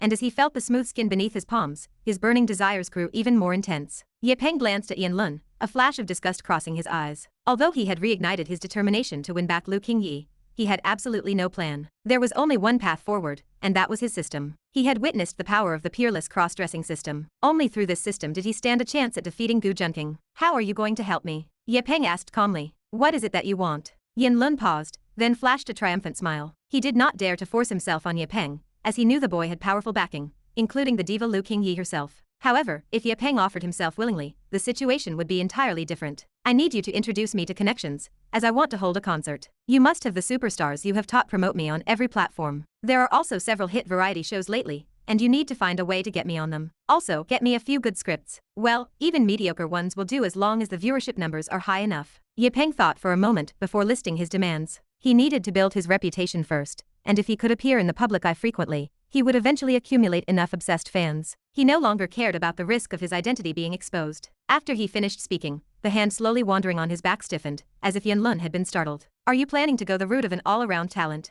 Yin Lun was genuinely surprised. In the past, all-around celebrities were common, but the current era belonged to pretty boys where good looks were enough for a debut. Various specialized skills were not highly valued. He was well aware of Ye Peng's qualifications, as both his appearance and abilities were excellent. Only his identity was problematic. Exactly. Ye Peng nodded. Only by following an all-around route could he rise as quickly as possible. As long as the base of his viewership was large enough, his fan count would grow. He did not care how difficult or exhausting it would be. How do you intend to hide your identity? Yin Lun asked with interest. If you had not known my gender beforehand, would you have realized I was a man? Ye Peng asked with a blank expression. Seeing the lifeless, hollow look in Ye Peng's eyes, Yin Lun felt a tremor of fear. That is true, it is impossible to tell. Yin Lun nodded in agreement. Then are you finally going to tell me who informed you of my identity? Ye Peng clenched his fists and spoke coldly. Although his expression remained unchanged, Yin Lun knew there was boundless rage burning inside him. What is the point? Even if I told you, do you think you could possibly take revenge against such an unattainable existence? Yin Lun sneered. In truth, even he did not know exactly who it was. The person who had passed the message to him was already someone he looked up to in awe. He assumed it was a command from much higher up. Even he had no idea why such an unreachable entity would target Ye Peng. Orders were orders, and he could only comply. Chapter 1136. What? Even if I told you, do you really think you could take revenge? Yin Lun scoffed. Even he couldn't even reach the level of looking up to someone like that. So why would a guy like Ye Peng think he could retaliate? In his eyes, Ye Peng was just a man who was good at dressing up as a woman. So what if he knew the diva Lu Qingyi? If he were truly close to her, he wouldn't need to beg for his help. Even though his own status in the entertainment industry wasn't low, it was still far from that of a legendary diva who had achieved unparalleled success. If he had Lu Qingyi backing him, his career would have skyrocketed long ago. Why? Is his status so high that you don't even dare to speak his name in private? Ye Peng narrowed his eyes, his expression mocking. Do you know the biggest taboo in our business? It's that disaster comes from loose lips. Who knows where a camera or a wire might be hidden? Some celebrities get caught cheating even after fleeing the country, so who would dare speak carelessly? Yin Lun was an old hand, and he wouldn't fall for Ye Peng's provocation. Even though he was somewhat infatuated with Ye Peng's beauty, he still knew exactly what could and could not be said. If you won't tell me, then forget about tonight, Ye Peng said, maintaining his mocking expression. He had to find out who was sabotaging him. Having reached this point, he felt as if something was manipulating him from the shadows, like an invisible hand blocking every path and forcing him into such a depraved state. The person behind this seemed to know everything about him. They had even accurately exploited his secret identity as a man dressing as a woman. If there truly was someone controlling this, it was absolutely terrifying. Just thinking about it made Ye Peng shudder, with an indescribable fear spreading from the depths of his heart. Now that he finally had a chance to touch upon the truth, he wasn't about to let this opportunity slip away. Hearing that tonight was off the table, the frustrated Yin Lun became disgruntled. His desire to possess Ye Peng had been gnawing at him like a persistent itch. He had seen many handsome male stars in the industry, including those hailed as idols or campus heartthrobs, but none had ever made him feel this way. Still, he genuinely didn't dare to speak of the person behind it all. Wait, you were brought here by Gu Junqing. Did he tell you that identity? Ye Peng had been reflecting on everything that had happened recently. It seemed like all the strange changes and misfortunes had started the moment he met Gu Junqing. Whether it was the poisoning of his body, his obsession with becoming Dao Tianyan's lover, or his interactions with Lu Qingyi, the one common denominator was that charming, high-status man. Why have I been ignoring him all this time? Ye Peng felt lost. He had even considered whether Dao Tianyan had discovered his gender and was punishing him for the deception. This suspicion wasn't baseless, as Dao Tianyan hadn't reached out to him lately, and he couldn't find him even if he tried. Yet, he had never once suspected Gu Junking. He didn't know why, but whenever he thought about these problems, his mind would consistently overlook this man. It was as if he had a list of suspects, but whenever he started to doubt him, he would subconsciously skip over him. Even his memory of Gu Junking felt blurred. If he hadn't forced himself to think deeply until his head felt like it was going to explode, he would never have realized he had been ignoring him all along. Chapter 1137. Yin Lun could not believe Ye Peng's speculation. He knew who Gu Junking was, the eldest young master of the Gu family. The Gu family was a powerful aristocratic clan. Currently, their industries touched almost every sector of the economy. If any company or family in the country could achieve total market coverage, it was the Gu family. Take their entertainment industry, for example. The Anran Entertainment Group, invested in by the Gu family, had dominated the industry in just a few short years. They held an immense amount of resources, and no one in the circle dared to disrespect them. Even a minor manager, there was someone he could not afford to offend. The Gu family had been large in the past, but it had never held such prestige and power as it did today. It was said that it was under this young master's control that they had developed to their current heights in such a short time. The man's level was simply not in the same league as someone like him. To Gu Junking, he was no different than an ant. Although the people who gave him pointers were indeed from Anran Entertainment, he never imagined that the person wanting to deal with Ye Peng was Gu Junking himself. This made him feel both terrified and confused. Why would a minor figure like Ye Peng be worth Gu Junking's personal attention? Furthermore, how could Ye Peng have offended him? Such questions left Yin Lun feeling dazed. Of course, he dared not question it, as his job was simply to follow instructions. Moreover, he was truly covetous of Ye Peng's body. Was Ye Peng's body not more fragrant than a girl's? A real man should enjoy being with men. Is it really Gu Junking? Seeing the change in Yin Lun's expression, Ye Peng's heart churned violently. He could not help but connect all the events from the past in his mind.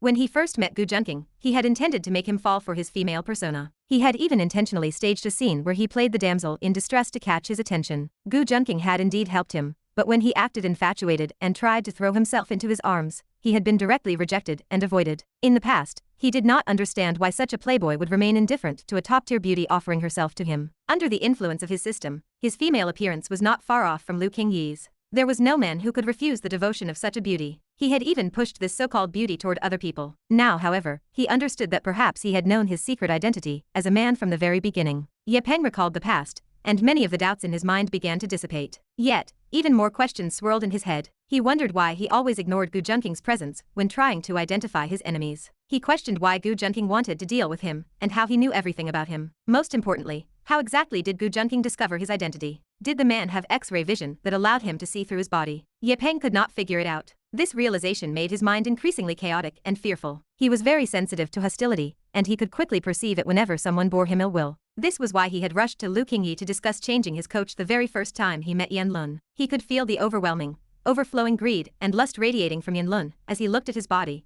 even though the man tried to hide it well. However, he had never felt such malice from Gu Junking. He had not even sensed a hint of hostility. This discovery made Ye Peng tremble with cold dread. If everything behind the scenes was the work of Gu Junking, then his ability to hide his true self was truly terrifying. It was so terrifying that Ye Peng could not stop his body from shivering in fear. Chapter 1138. That is enough. Stop thinking about it. Even if a person like that really wants to target you, what could you possibly do about it? Yin Lun said this quite dismissively. Although he was surprised that Ye Peng would be on someone like Gu Junking's radar, it had nothing to do with him. He was only interested in Ye Peng's body. Perhaps if he forcibly slept with Ye Peng, he might even earn the appreciation of someone like Gu Junking. Then he would truly be on a path to success. Any form of class advancement would be an easy feat. Come, lie down obediently, and let me massage your back first. Later, you will put on the silk stockings. Silk stockings were originally designed for men, and of course, they have more flavor when worn by a man. Yin Lun pushed Ye Peng onto the bed with a smile, his eyes filled with the greed and excitement of a man about to possess this object of desire. However, things were almost set in stone by now. He was in no rush.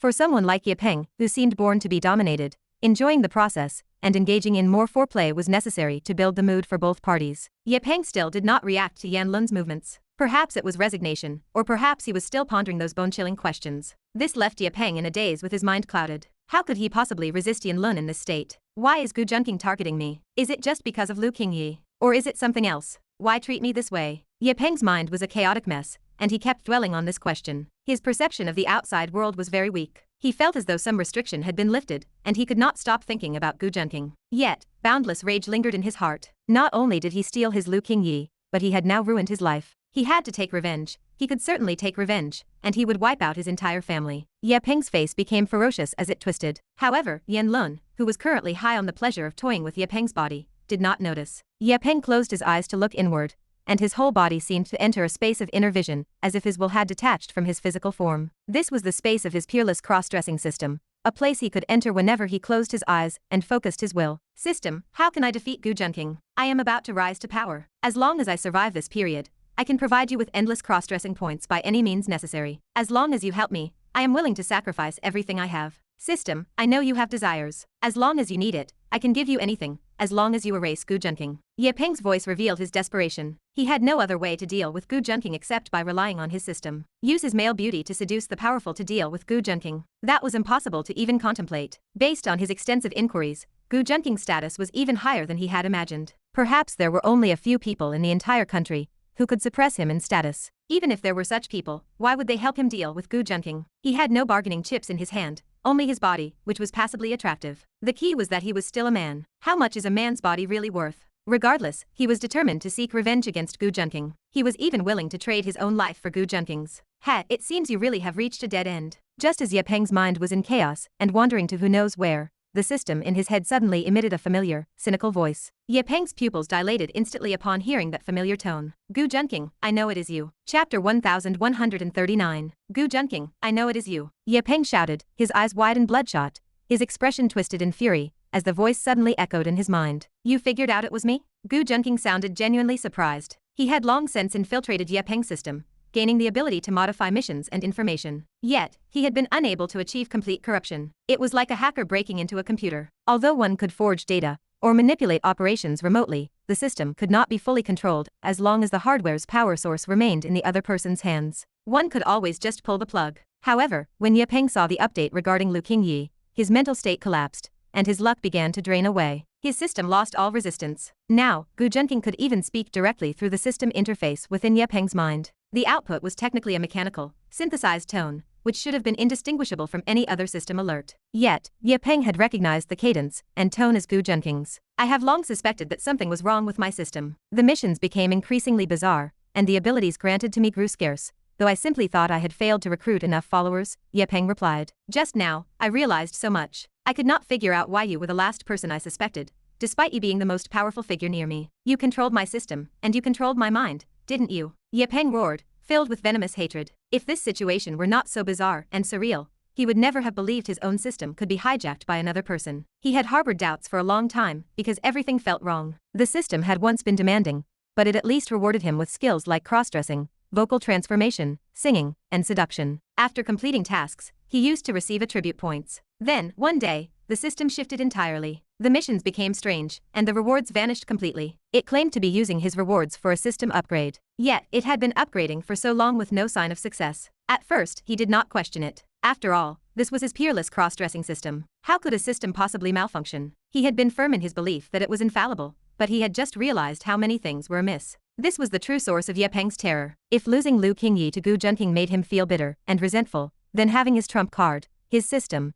hijacked made him feel a deep, involuntary fear. He still could not comprehend what the system actually was or how it existed. It could create things out of thin air and implant memories, allowing him to master skills instantly. Yet, even something so mysterious and powerful could be controlled by someone else. Although it felt like a nightmare, the moment he heard the system speak with the exact cadence, rhythm, and tone of the man he feared most, he knew the truth. His system had been hijacked. Chapter 1140. I see. It seems you truly had your suspicions all along, though your subconscious was so deep that I failed to detect them. Gu Junking laughed to himself, feeling unbothered by the revelation. He had been controlling the system in Ye Peng's mind, which allowed him to monitor Ye Peng's surface thoughts. However, his subconscious, the layer containing core beliefs, values, and hidden motivations, remained beyond his reach. Ye Peng had done well to sense that something was wrong with his system. Even a spineless coward like him was a child of destiny, so this level of intuition was not entirely unexpected. Without his system, how could a cross-dressing influencer like Ye Peng possibly hope to compete with him? He had never truly considered him a threat from the very beginning. Gu Junking understood that external advantages were never as reliable as one's own power. This was why he remained tireless in his pursuit of personal strength. Ye Peng had spent so much time dressing as a woman that his mindset had shifted. He had squandered his system's attribute and skill points on cosmetics and charm, leaving his intelligence and combat ability only slightly above the average person. Beyond his lack of power, his personality was pathetic. He had once watched another man kiss his own goddess without complaint, even feeling a twisted pleasure as he imagined himself in the aggressor's shoes. Gu Junking had always despised men who prostituted their own dignity to gain the favor of others. Gu Junking, this is all you're doing, isn't it? Who are you, and where did I offend you? Ye Peng no longer cared about anything else, his mental state hovering on the edge of a total collapse. The initial fires of rage that had fueled his desire for revenge were rapidly dying out. Without his system, what currency did he have to pay for vengeance? Ha, where did you offend me? It probably started from the moment you decided to set your sights on me. Gu Junking laughed coldly and spoke in a leisurely tone. It was Ye Peng who had approached him first, hoping to convert him into a follower of his female persona. Even if Ye Peng had not approached him, Gu Junking would never have spared him once he discovered he was a child of destiny. I am sorry. Please, just spare me this once. We can stay out of each other's way from now on. Ye Peng's eyes grew hazy as he frantically knelt, his vision blurred by tears. He knew that since Gu Junking had revealed himself, he had come to finish everything. He did not want to die. Gu Junking sneered in his heart. Could Ye Peng really still be harboring such naive delusions? This was a battle where only one could survive, and he was simply the victor. He had intended to give Ye Peng a clear understanding of his end, but his interest had completely vanished. He could not be bothered to say another word to him. With a slight exertion of his will, a beam of light shot out from the peerless cross-dressing system, and pierced directly through Ye Peng's soul. Ding, protagonist Ye Peng has been killed by the host. Reward 50,000 villain points. Ding, the host has completely altered the plot. Reward 50,000 villain points. Chapter 1141. Because Yin Lun preferred the same sex, he did not force Ye Peng to wear women's clothing. Instead, he had Ye Peng revert to his male attire. At first, Yin Lun was enjoying himself. Although Ye Peng was not very cooperative, he did not resist. He seemed to have accepted his fate, as if desperately waiting for the promise he mentioned to be fulfilled, so he endured it silently. Yin Lun had seen this many times before. Many male stars were half willing at the start, and even if they were not gay, they would eventually succumb. As Yin Lun was being intimate with Ye Peng, he suddenly felt that Ye Peng had stopped moving. Yin Lun initially thought Ye Peng had accepted his fate, and was starting to enjoy it. However, as he continued, he realized Ye Peng's body had gone completely limp. He rolled Ye Peng over to face him, and saw his unfocused eyes and lack of response. What the hell? He patted his face, but there was still no movement, and Yin Lun was terrified. It was just a casting couch arrangement, so how could he have passed out? I haven't even used any props yet, so why is he already out of commission? Did my stamina improve, or are these young men too weak lately? Yin Lun muttered to himself. Although he panicked, he was an experienced veteran. He immediately dressed Ye Peng and called an ambulance. After the ambulance arrived, and they reached the hospital, he discovered that Ye Peng was already dead. The cause of death was currently unknown. Furthermore, the doctor examined Ye Peng's body, and found signs of sexual activity, along with his condition, so they immediately reported it to the authorities. As the last person to have contact with Ye Peng, Yin Lun was immediately arrested and interrogated. I really don't know about this. He was motionless at the time, and I had no idea he was dead. I just thought he had accepted me. When he was handcuffed, Yin Lun explained everything. Of course, he knew what to say and what to keep to himself. He only admitted that he was blinded by lust and had abused the rules to sleep with Ye Peng because he found him attractive. He did not mention anything about Enren Entertainment or the Gu family. He knew something was definitely wrong. Otherwise,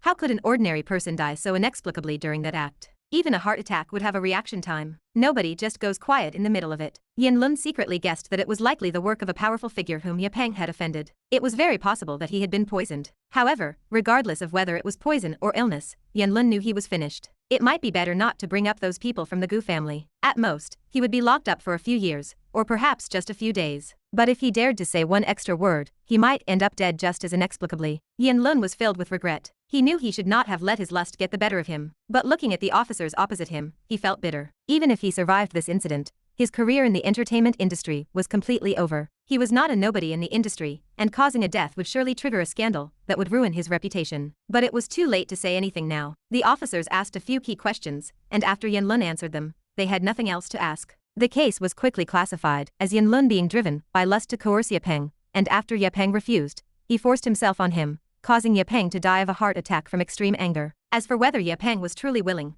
that question remained unanswerable. Because Ye Peng was already dead, the officers would certainly not believe the one-sided testimony of a suspect like Yin Lun. In the end, Yin Lun still had to go to jail. However, the process still surprised the officers. Even the well-informed officers found it hard to believe after seeing Ye Peng's file. The deceased was named Ye Peng, a male, but he was a female internet celebrity. If they had not seen the corpse with their own eyes, they would never have believed that the popular female internet celebrity Ye Mingming was actually this man in drag. But these days, there were too many unbelievable things on the internet, let alone men dressing as women, with beauty filters and editing. Some people looked like they had been completely transformed. Chapter 1142. Ye Peng was a fairly prominent internet celebrity, so his death caused quite a sensation. Most of the reaction, however, was filled with curses directed at him for deceiving people's feelings. Many of the big spenders in his live stream had fallen for his appearance while dressed as a woman. They called him wifey every single day and showered him with endless gifts. Now that they were told Ye Peng was actually a man, many of the high-paying viewers were furious. They were up in arms, demanding refunds. Damn it, I work hard moving bricks all day and only eat instant noodles, spending all my spare cash on him. Now you tell me you are a man? Shit. He might even be better equipped than me. Yet I was sweet-talking him, and even had wet dreams about him. Brothers, I want to die. Fuck your mother, give me my money back. Countless people flooded into Ye Peng's now blacked-out live stream. Whether they were just there to watch the chaos, or had actually spent money,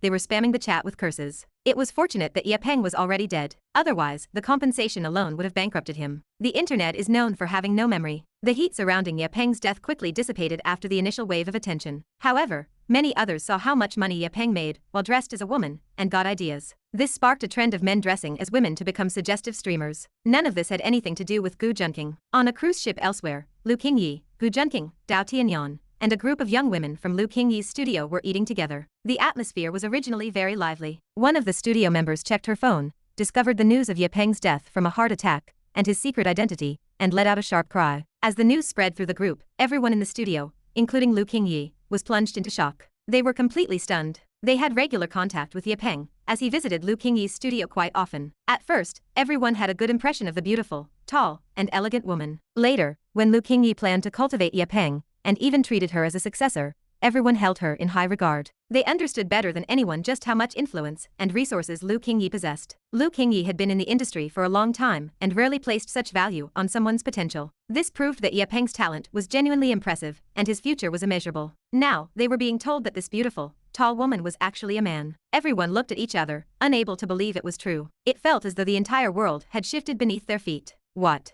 Ye Mingming is a man? That asshole is a man. The most bewildered person of all was Dao Tianyan. He could not believe it for a single second. His hand trembled as he held his phone. He had nearly ended up in bed with Ye Peng. He, Dao Tianyan, had a reputation for brilliance, yet he almost slept with a man. He nearly vomited in disgust at the thought. He felt fortunate that he had sensed something wrong and subconsciously distanced himself from Ye Peng. If he had not, he would have eventually ended up in a homosexual encounter with him. Gu, you rat, you screwed me over again. My reputation. Remembering that it was Gu Junking who had consistently pushed him and Ye Peng together, an overwhelming sense of rage and brutality rose in his chest. Regardless of the people around him, he stood up and confronted Gu Junking. Chapter 1143. Gu, you rat, you screwed me over again. My reputation. Dao Tianyan recalled how Gu Junking had constantly pushed him and Ye Peng together, and a wave of uncontrollable rage surged within him. He had come so close to ruining his reputation. As the Grand Azura King, he had nearly ended up in bed with a man. If word of this got out, he would have no face left. Gu Junking raised an eyebrow, about to respond, but Lu Qingyi beat him to it. That is enough. You were the one driven by lust. Did he force you to agree to anything? Stop arguing, as it is already embarrassing enough without you making a scene for everyone to watch. Lu Qingyi scolded him, her brow furrowing with irritation. She was also filled with anger at being deceived. She had truly held high hopes for Ye Peng's career, and this sudden revelation was difficult for her to accept. He had started as such a cute girl, yet he had somehow turned out to be a man. It was baffling that not a single person had realized Ye Peng was a man in drag. To make matters worse, he had died of a sudden illness while engaged in that act with another man. The way everything had unfolded felt surreal to Lu Qingyi. I am sorry, third sister, I was just too angry. It is just that Ye Peng was always throwing himself at me, and if I did not have such a strong will, I might have actually agreed. Dao Tianyan lowered his head to apologize, taking the opportunity to explain to Lu Qingyi that nothing had happened between him and Ye Peng. He did not feel angry or humiliated that his sister had reprimanded him in front of others. In this world, his 7 sisters, all of whom possessed breathtaking beauty, were the only ones who had the right to lecture him like this. He was not angry at all. In fact, he was quite pleased, as it reminded him that his sister still cared deeply for him. It is fine. Try to argue with Gu Junking less. You two fight every time you see each other. We are all family, so can we not just get along? Lu Qingyi saw his sincere apology,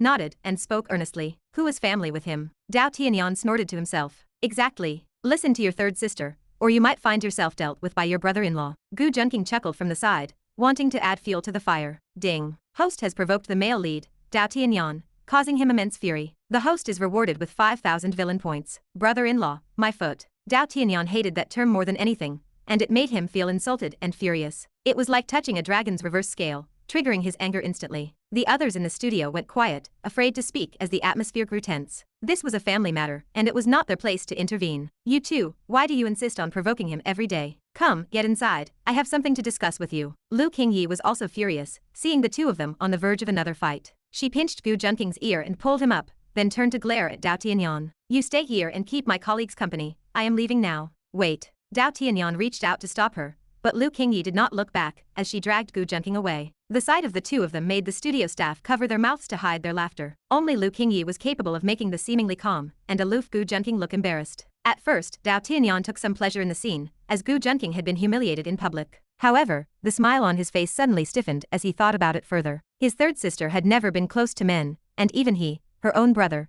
never dared to touch her for fear of her disgust. Yet, she had just pinched a man's ear so casually. Her movements looked completely natural, as if she had done it countless times. Was she just too angry to notice what she was doing? A flicker of suspicion began to grow in his heart. Hey, what is Liu's brother thinking about? Come eat. The colleagues from the studio, seeing the two major figures leave, relaxed and called for Dao Tianyan to join them for dinner and conversation. Dao Tianyan played along, but his unease continued to grow. It seemed that, behind his back, his third sister's relationship with Gu Junking had been developing much further than he realized. Chapter 1144. Lu Qingyi's room is very spacious, designed to be both luxurious and comfortable, featuring an independent massage bathtub and a steam room. As the cruise ship moves slowly, sunlight streams through the partially drawn curtains, casting a warm and comfortable atmosphere over the room, which complements the vast blue sky outside. The walls are adorned with exquisite paintings, and every detail has been carefully designed and maintained. The luxury suite booked by Gu Junking has left the entire group extremely satisfied. This is especially true for the female employees of Lu Qingyi's studio. Although they earn high salaries at the studio, money alone cannot buy access to such luxurious accommodations. If it were not for the fact that Gu Junking is Lu Qingyi's man, they would have already been unable to resist throwing themselves at him. Lu Qingyi immediately questions Gu Junking after pulling him into the room. She genuinely wants to know the full story behind the Yepeng incident. Dao Tianyan would have been a more suitable person to ask, as he and Yepeng nearly became more than just friends, and he clearly did not want to deal with Yepeng later on. However, based on Dao Tianyan's behavior just now, it is obvious he knew nothing about Yepeng's true identity. Gu Junking, who had shown no interest in Yepeng from the beginning, and even displayed signs of disgust, is highly suspicious. At first, she merely wondered if Gu Junking simply did not like girls of Yepeng's type. After all, Yepeng was a stunningly cute girl, when dressed as a woman, and she could not understand how a notorious philanderer like Gu Junking would pass up the chance to flirt with her. She suspected Gu Junking's tastes or wondered if he had suddenly turned into a gentleman. It never occurred to her that there might be an issue with Yepeng's gender. Gu Junking blinks his eyes and asks what she means. Lu Qingyi glares at him, frustrated, and pinches his waist.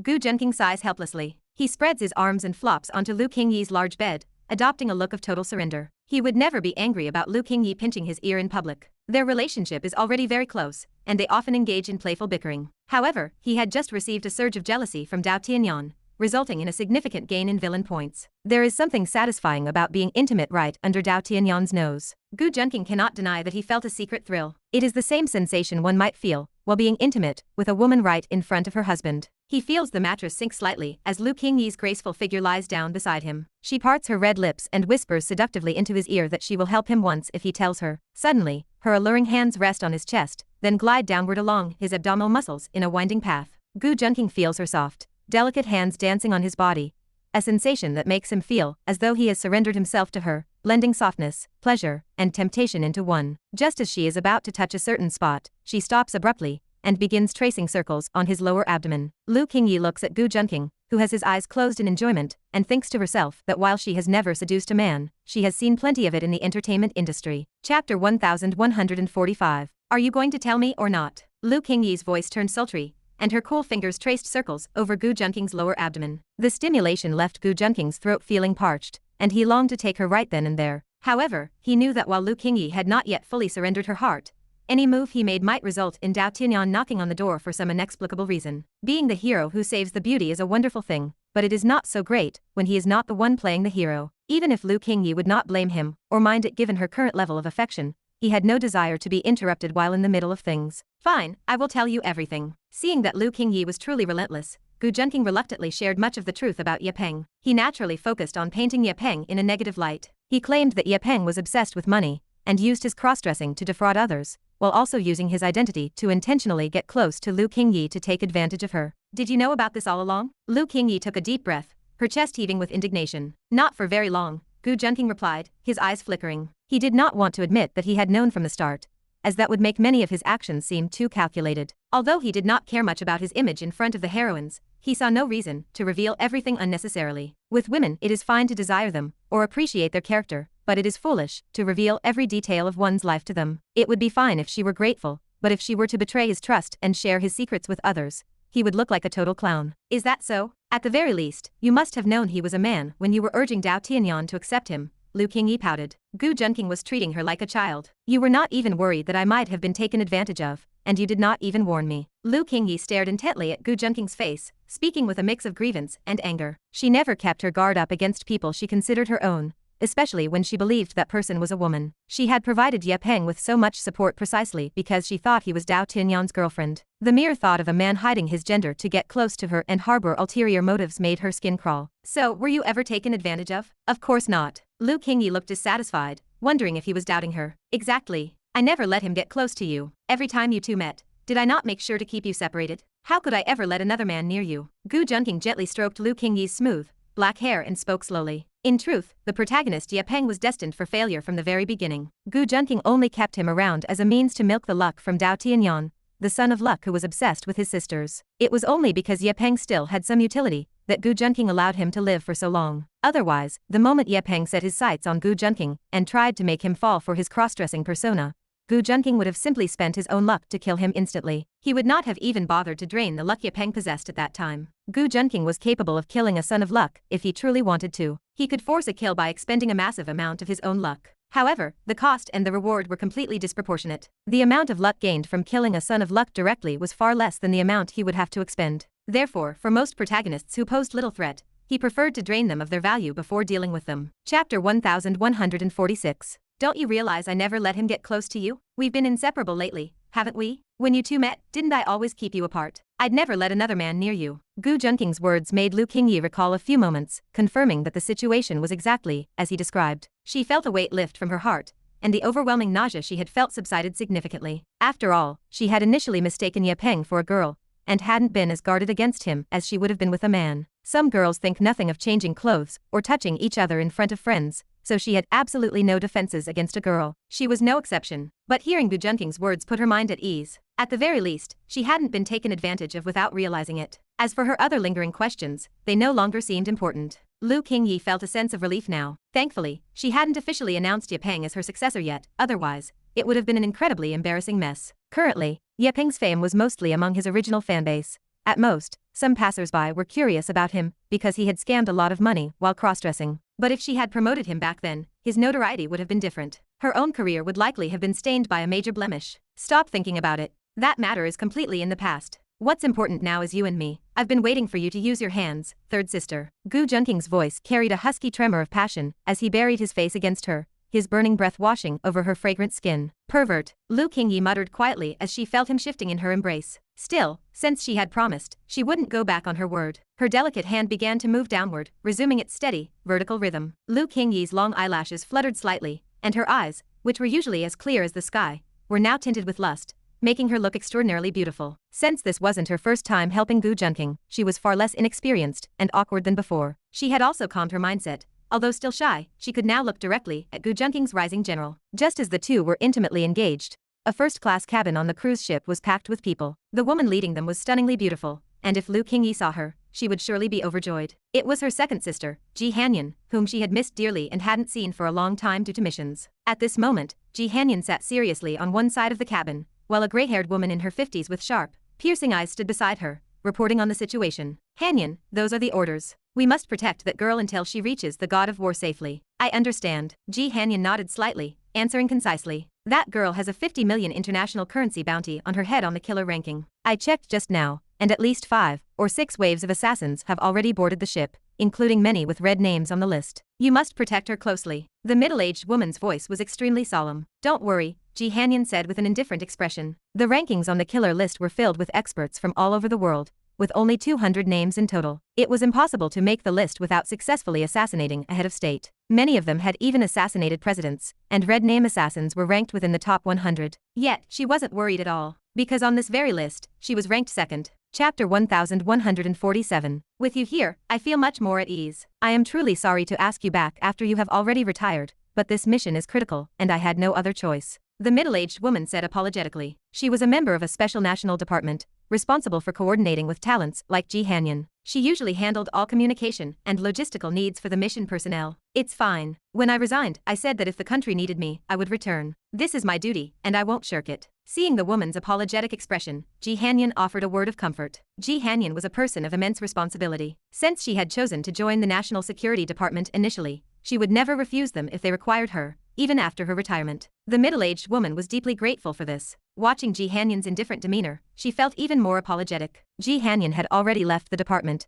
but because this mission came directly from the god of war and involved such high difficulty, they had no choice but to bring her back. We need to be wary of the assassins' underhanded tactics. Why didn't we choose the luxury cabin deck? No civilians go there, and I wonder if the budget was insufficient. Ji Hanyan paused to think for a moment before frowning and asking. They were currently in a first-class cabin. Although it didn't see much foot traffic, it was still far inferior to the luxury deck. Given they were on a mission, they should have prioritized the safest possible accommodations. I know, we did try to book the luxury cabins for better security, but they had already been reserved by others with significant influence. I didn't want to force the issue with my credentials for fear of exposing the mission. The middle-aged woman explained helplessly. In truth, what she didn't fully explain was that even with her authority, she likely couldn't have wrested those cabins from such powerful figures. After all, they were no ordinary powerful elite. She would never reveal that to Ji Hanyan though. Ji Hanyan nodded and said nothing more. Unless necessary, she always behaved this way when out in the field. She completed her own tasks meticulously, but cared little for anything else. At home, however, she was quite concerned about her sisters. And now, there was a man who needed her care and attention as well. The moment she thought of that brazen rogue,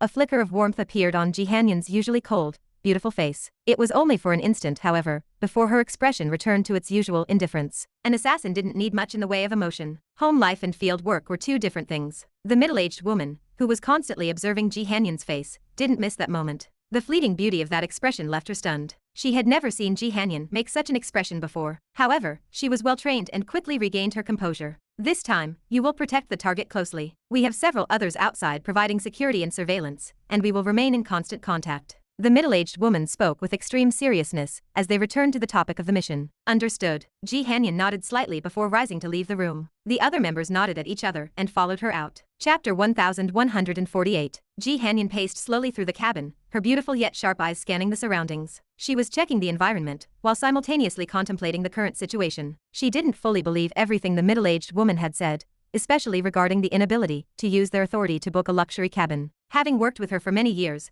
Ji Hanyan understood her well. The woman always arranged every mission with meticulous care. Whether it was logistics, contacts, or reconnaissance, she handled it all so that the operatives only needed to focus on the mission itself. This recent lapse only served to highlight the issue. Ji Hanyan suspected that the woman had applied for the luxury suite, but had been denied. This implied that the people occupying them held truly extraordinary status. This piqued her curiosity about who exactly held higher clearance than the middle-aged woman. During missions, Ji Hanyan usually avoided contacting her sisters. Therefore, she had no idea that Gu Junking and her beloved younger sister were just one floor above her. So many listening devices. They must place great importance on this mission target. Ji Hanyan narrowed her eyes, thinking to herself. Along this short path, she had spotted at least 4 or 5 hidden bugs, under the table, beneath the chairs, and even behind the wall art. Still, realizing the order came from the god of war, she found it less surprising. Ji Hanyan didn't know much about this god of war. However, anyone capable of ordering their department to protect a single girl clearly possessed immense power. Could they be from the war zone? She couldn't help but wonder. The war zone was where nations resolved their disputes. Since the world's superpowers had developed advanced weaponry, an all-out war would only result in global destruction. Yet, conflict between nations remained inevitable. Thus, the war zone was born, serving as a bloody arena for superpowers to settle their grievances. Those who entered that arena were the elite soldier kings from armies worldwide. Other powerful individuals and experts also flocked there. The fighting inside was exceptionally bloody. Unless they were acquaintances, encounters almost always turned into life or death struggles, sometimes even between different factions from the same nation. The situation in the war zone was extremely complex and dangerous. If Ji Hanyan's guess was correct, anyone who could survive there and earn the title of God of War was a force not to be underestimated. Ji Hanyan quickly stopped dwelling on it. She had no desire to uncover whether he was truly from that place. She only wanted to finish her mission, so she could return to see her sisters, and that annoying man. As that handsome, maddeningly lovable face flashed through her mind, she forced herself to focus even more intently. After checking the general situation in the hallway, Ji Hanyan took a deep breath. It seemed there was more than one group of people wanting to kill her target. Even the variety of bug models indicated multiple parties involved.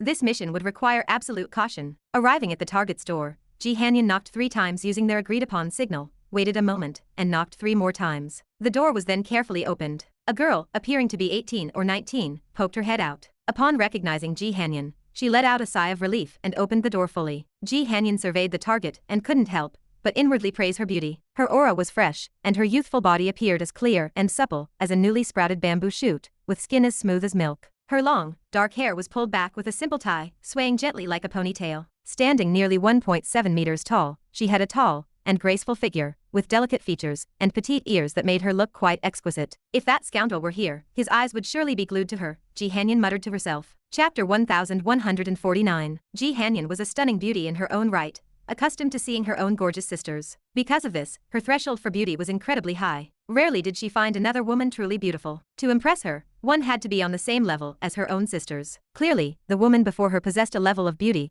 that did not fall short of her kin. Hello, the young woman greeted her in a friendly manner. Ji Hanyan did not speak, opting only to nod in acknowledgement. She quickly walked into the room, closed the door, and conducted a thorough sweep for bugs or intruders before finally letting her guard down. Only then did she turn to look at the woman, catching a glimmer of curiosity in her eyes. For some reason, looking at her reminded Ji Hanyan of her youngest sister. Given the similarities in their ages, the young woman reminded her of someone familiar. Consequently, Ji Hanyan's attitude softened significantly. Sitting down to chat with the girl eased much of the tension she had been feeling. As part of her mission, Ji Hanyan had already investigated the girl's background. However, conversing with her offered a wealth of additional intelligence. The girl's name was Lin Xue, hailing from the north frontier of the Xia Kingdom. Upon learning Lin Xue was from the north frontier, Ji Hanyan was nearly certain that the god of war mentioned in the orders was from the war zone. The war zone was located exactly where the north frontier bordered several other nations. As they grew more comfortable with each other, Lin Xue clearly began to feel a sense of closeness toward Ji Hanyan. After all, 2 beautiful women often found it easy to form a mutual bond.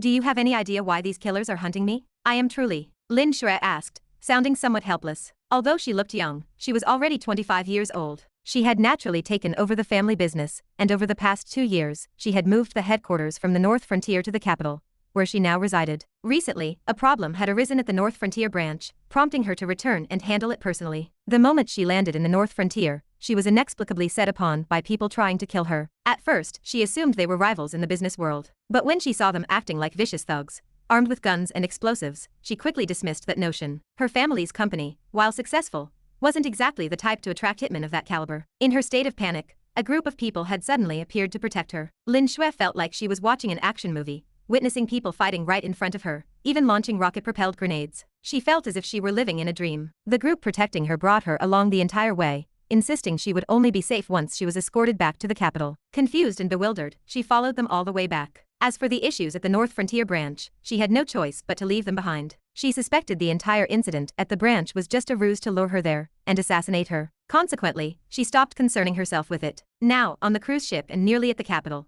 she was told that more assassins had boarded. Even with her resilience, she found the situation utterly exhausting. Fortunately, the woman guarding her was both beautiful and gentle. Lin Xue couldn't help but vent her frustration and ask a few questions. She desperately wanted to figure out what was really going on. Chapter 1150. Ji Hanyan felt a sense of helplessness regarding Lin Xue's question. She didn't know much about the situation herself, but she decided to share what she did know. Do you know the god of war? She asked earnestly. God of war? Lin Xue looked at Ji Hanyan, her face full of confusion. Seeing that look, Ji Hanyan knew the girl likely had no idea what was going on. I only know that you've been implicated by the god of war. He has offended many people, and his enemies want to use you, either by killing or capturing you, to get back at him. So I'm suffering because of him? Lin Xue sounded agitated, her voice rising. But I don't know anything. I don't even know who he is, so why am I being dragged into this? Anyone would be agitated after experiencing multiple brushes with death in such a short time, only to be left in the dark about who was responsible. Miss Lin, please, stay calm. This is complicated, but I can tell you that the god of war in the war zone is an extremely significant figure. The power dynamics and relationships there are intricate,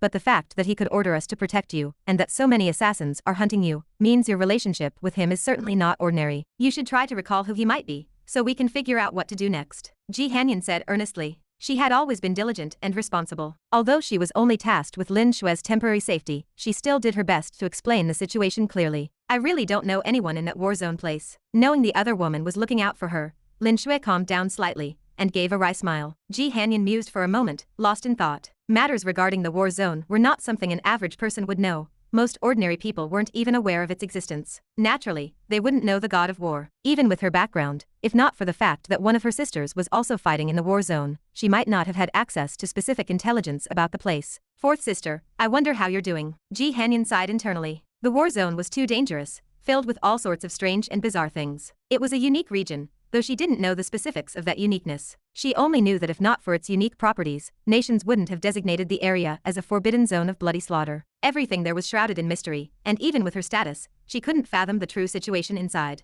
That was why she had rarely seen her fourth sister since she entered the war zone. And then there was the god of war. Anyone who could hold such a title was certainly no small fry. When exactly had Lin Xue become entangled with this god of war? It had reached the point where so many assassin organizations had been stirred into action, hoping to use her as leverage or retaliation against him. What is it? Lin Xue asked nervously. She felt as though she had wandered into uncharted territory, and with her life under threat, she couldn't help but feel uneasy. It's nothing. Ji Hanyan shook her head. To help ease the tension, she offered a light smile and made some small talk. I heard you're married, Miss Lin. Lin Xue was stunned for a moment before nodding with a helpless look. I am married, but he went missing on the very first day of our marriage. It's been about 5 years now. I'm almost ready to file for his death certificate. Ji Hanyan was taken aback. Just as she was about to press for more details, a knock suddenly echoed at the door, and the room plunged into instant, dead silence. To be continued. Hope you liked today's video. Join the community by subscribing and dropping a like. I'll be back with another update as soon as possible. See you then.